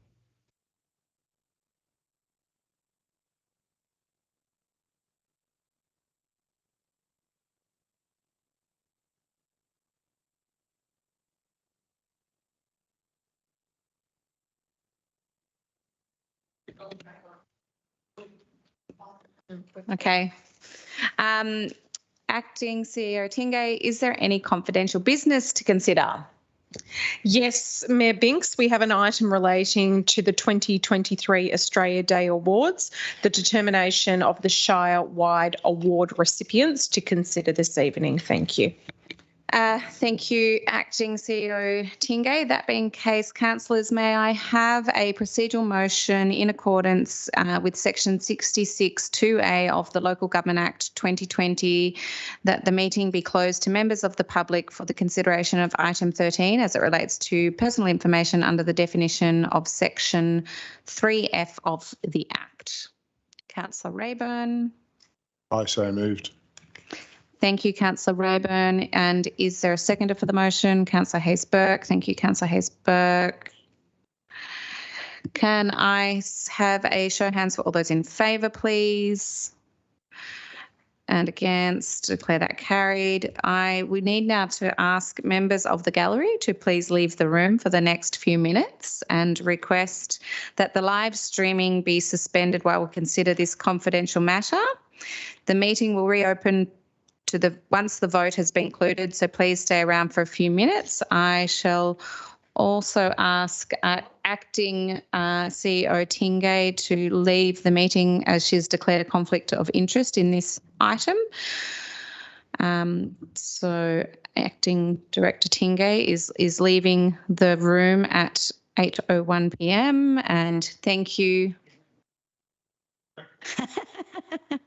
Thank you, gallery participant.